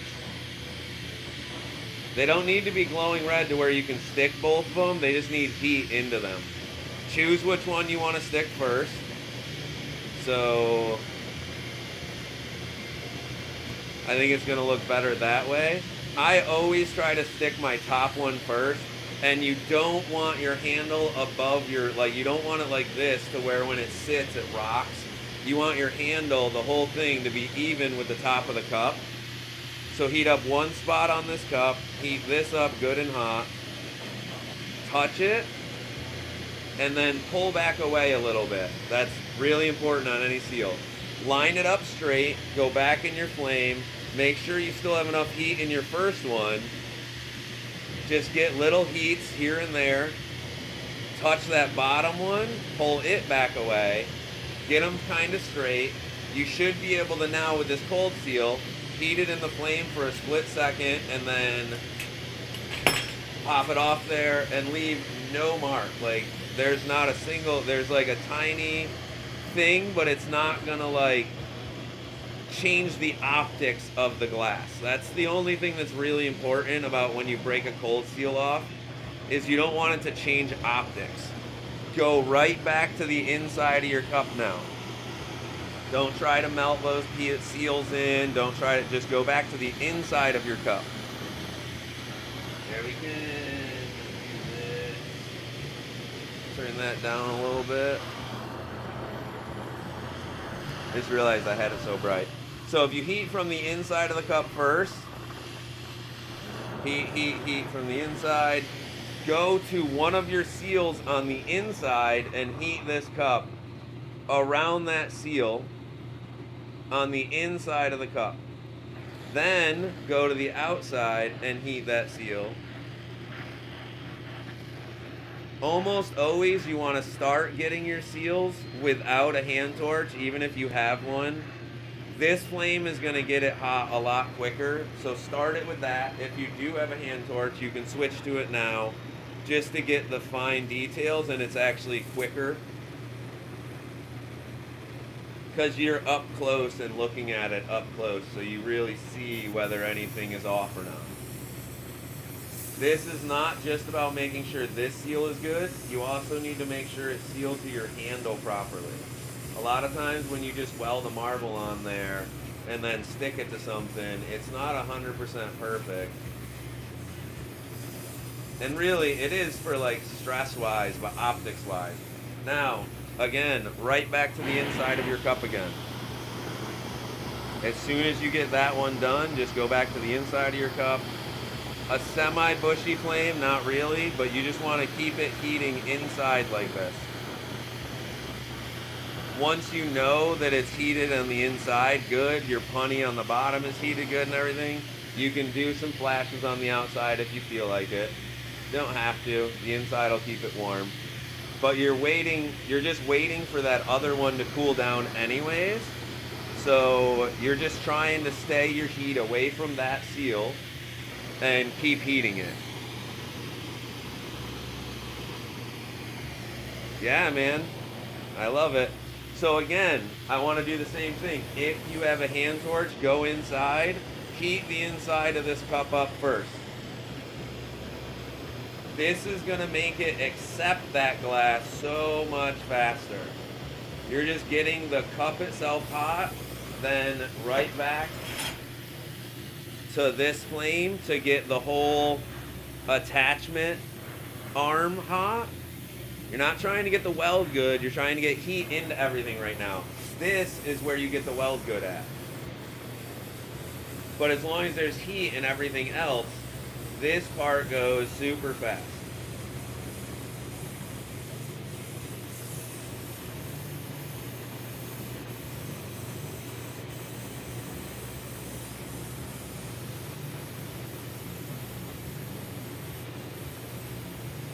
So that's welded to the cup perfectly now. Now make sure it's welded to the handle. The reason I always do two is because I don't need to worry about it. I don't need to peel a bridge seal off of this when I'm done. I don't need to do shit. I'm done with this now. Always right back to the inside. As soon as you get done, I don't like going to the kiln over going to the inside. I would choose this over setting it in the kiln. Because the kiln, you're going to set it down on a hot surface in there. This is like a bath that's rolling around. And you notice I'm not hitting it straight in. It's at an angle, so it's making this like bounce around bath inside of there. And we're now all done with this. Once I get this heated back up where I know it's safe, I'm going to heat this handle up now. Pretty important step. If you don't always have to do this, I just like doing it because it guarantees if I get this glowing red right now, one time before I set this in the kiln. I've been heating the cup from the inside. That's great. The cup has been really bathed well. This handle has been out in the cold. So it going in the kiln has a chance to break. But if I just get it all actually glowing red, not slightly glowing red, actually glowing red, and then heat the rest of this cup up too, I know there's no chance of that cracking. Take my grabbers to grab the inside.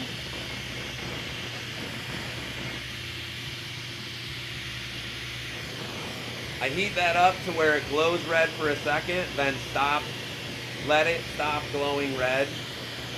Oh. Heat this up so it's just slightly warm. You don't want to crack the glass. Inside, open it up good, and then peel off your bottom and flatten it.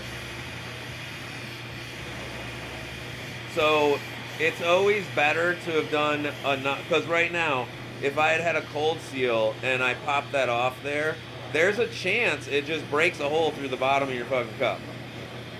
And at this point, a hole in the bottom of your cup makes it one of them trick cups, not a cup. It's a gag cup. Those ain't sellable, not at hundreds of dollars. Because this mug on the retail market right now is like a $175 to $150 mug in the retail world. Probably like 150, something like that, or a little bit more even. You know, with a little more work, a nicer handle, this would have been a 250 mug. So it's just flatten the bottom once, go back in and reheat to get rid of any of the lumpiness that happened in your middle, like get rid of the stress, basically.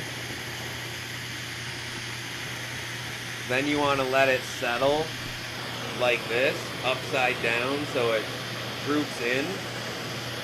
Because like I was saying with the shot glass earlier, things that have flat bottoms, completely flat bottoms, things that have completely flat bottoms don't sit good, because if there's any wave in the table, any like a pebble on the table at all, it won't sit right because it has too much surface touching. You only want the outside rim touching on anything that you flatten.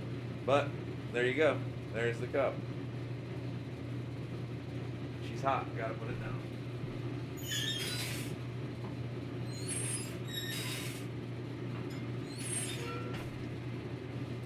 Woo!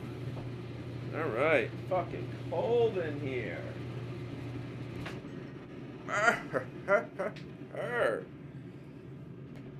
Bring this Bunsen burner over by me. Come here, little buddy. Stand here now. Now we have torch talk.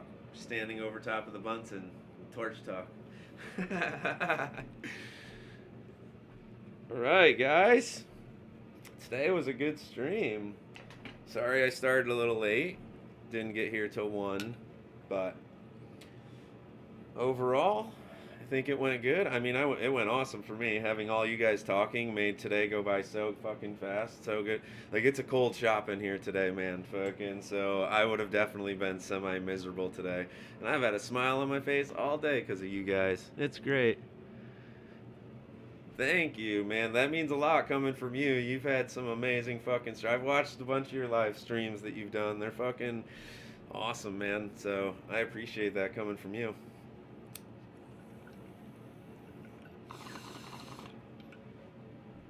Yep. Unfortunately, my shop.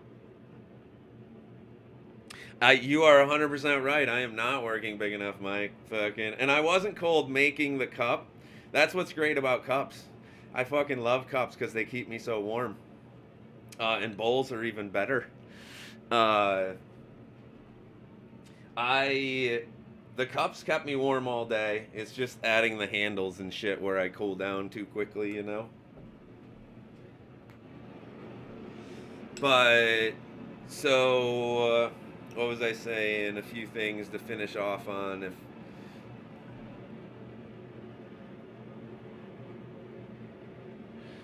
Hey, that's perfect, right? In the biggest part of the millie pull. What was the most recent millie you pulled? What's it of?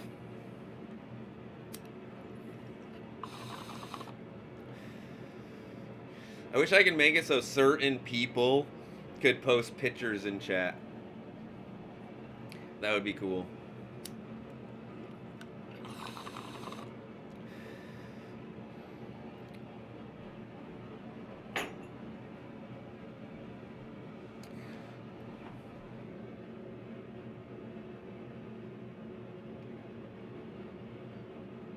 Ooh, a striking eye millie. They're always fucking cool to make though, man. Especially when you get done the first time you put a lens on it. Is it like a reptilian eye looking one, or like an eyeball, like round in the middle?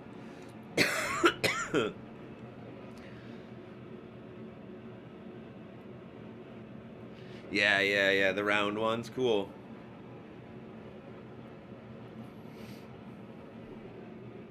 Just the round pupil, cool.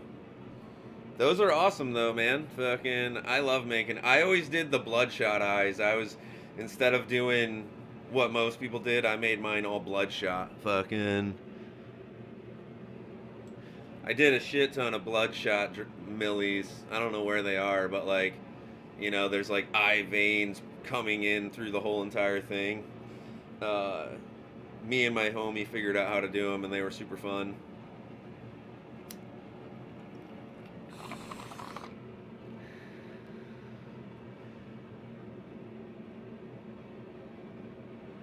The past 20 in a row have been the Dragoneye style. Cool.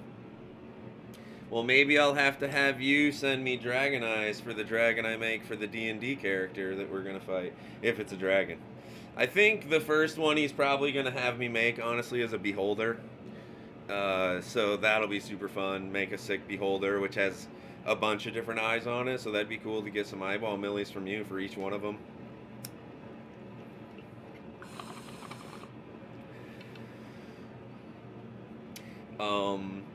So yeah, Fridays are going to be, yeah, that would be dope. Fridays are going to be Free Knowledge Fridays. So whoever comes in, okay, did you happen to join into the Discord? I guess I can probably shoot it to you here. But yeah, fucking, if you joined the Discord, that's like the easiest way. I don't do Instagram or anything anymore. I got off all social media. That's the only way to really get a hold of me now. Okay, cool. As long as you have the link. But yeah, Free Knowledge Fridays. Whoever comes in and asks, I'll just make whatever they want to like give free lessons. Eventually, once I start getting 10 people chatting at a time, like, you know, when I'm every day or when, you know, whenever there's around 10 people or so in chatting at one time, I'm going to start doing giveaways for people. Just stuff that I make. I'll make something live and then just give it to them. Fucking, so, I really want to show how much I appreciate the people in here chatting. You know, watching is great, but if you're in here chatting with me, it's really the main reason I'm doing it. It's so I have someone to talk to and entertain me while I'm working. So I'm gonna start doing just giveaways where it's like I'll make, and I'm not just gonna do like giveaways like a shot glass. I'll make like sick cups, mugs, fucking bubblers, bongs, whatever. You know, just make some sick shit. Ask chat like what they think would be good, and then we'll do, you know, everyone type in a certain key phrase, and then however many people did in chat, we'll take them and put them in a number generator, and whoever gets it, and I'll ship it to them completely free.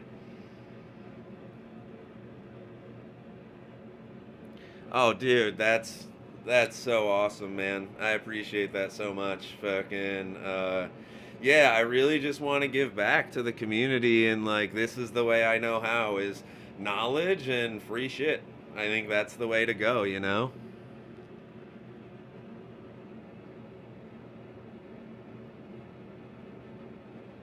Sick, dude. Doing like best of kind of show on Thursdays in 20s. That's awesome. Hell yeah, dude. I love it. I will definitely like, I'll do everything to promote you guys as much as I can as well. Fucking, I want to grow the community, and like, I know some people, like you guys have been doing it for a long time at the hustle, and like, I kind of bounced in and out, but I really want to do the, like, I live in the middle of nowhere. I really like being a part of a community and not Instagram or Facebook drama shit like this. Like live, everyone is like happy to be here, talking glass, hanging out. Like, this is where it's at. Talking games, like, I don't know. This is what real glass blowing is, even if it's not like, this is the real love of glass blowing for me, is you guys. I love glass, but the fact that I can like share knowledge and you guys can share knowledge and we can share fans and friends and fucking, it's the best.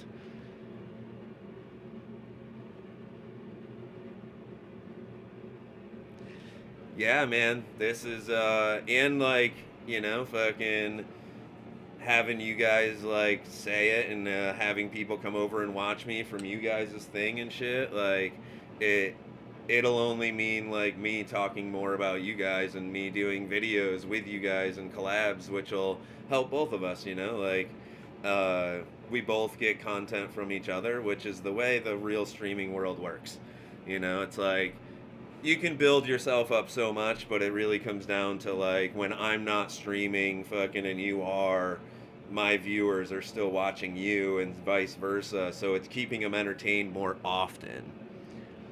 Yeah, exactly. That is ideal. Like that's where it's at. And I'm doing the same thing in gaming. Like I have a couple friends that we all have like 1 or 2 viewers, but we're constantly helping each other get 3 viewers and 4 viewers instead. And like eventually we'll be helping each other get another 100 viewers. And uh, it's all about the community. Always has been, always will be. You know.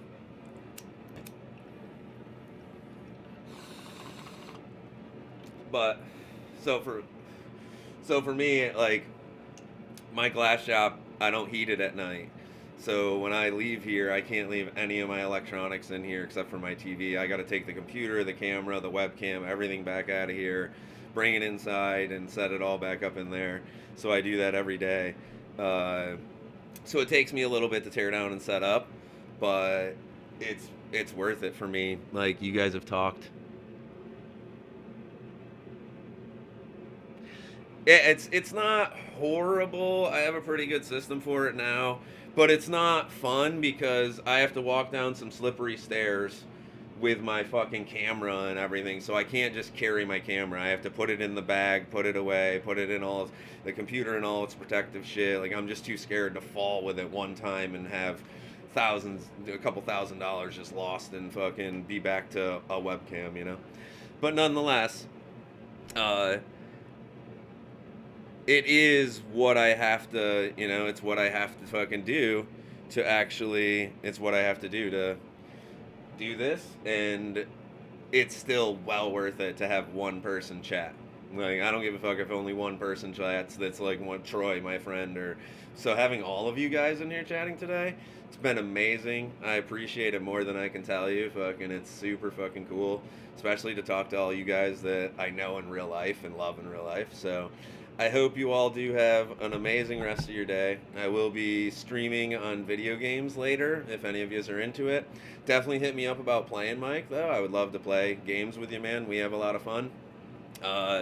So I appreciate you all so much. I truly do. Thank you so much. Have a wonderful day. Absolutely wonderful day. I'll be back around noon 1 tomorrow, and I'll see you guys then, hopefully. Much love, guys. Live free.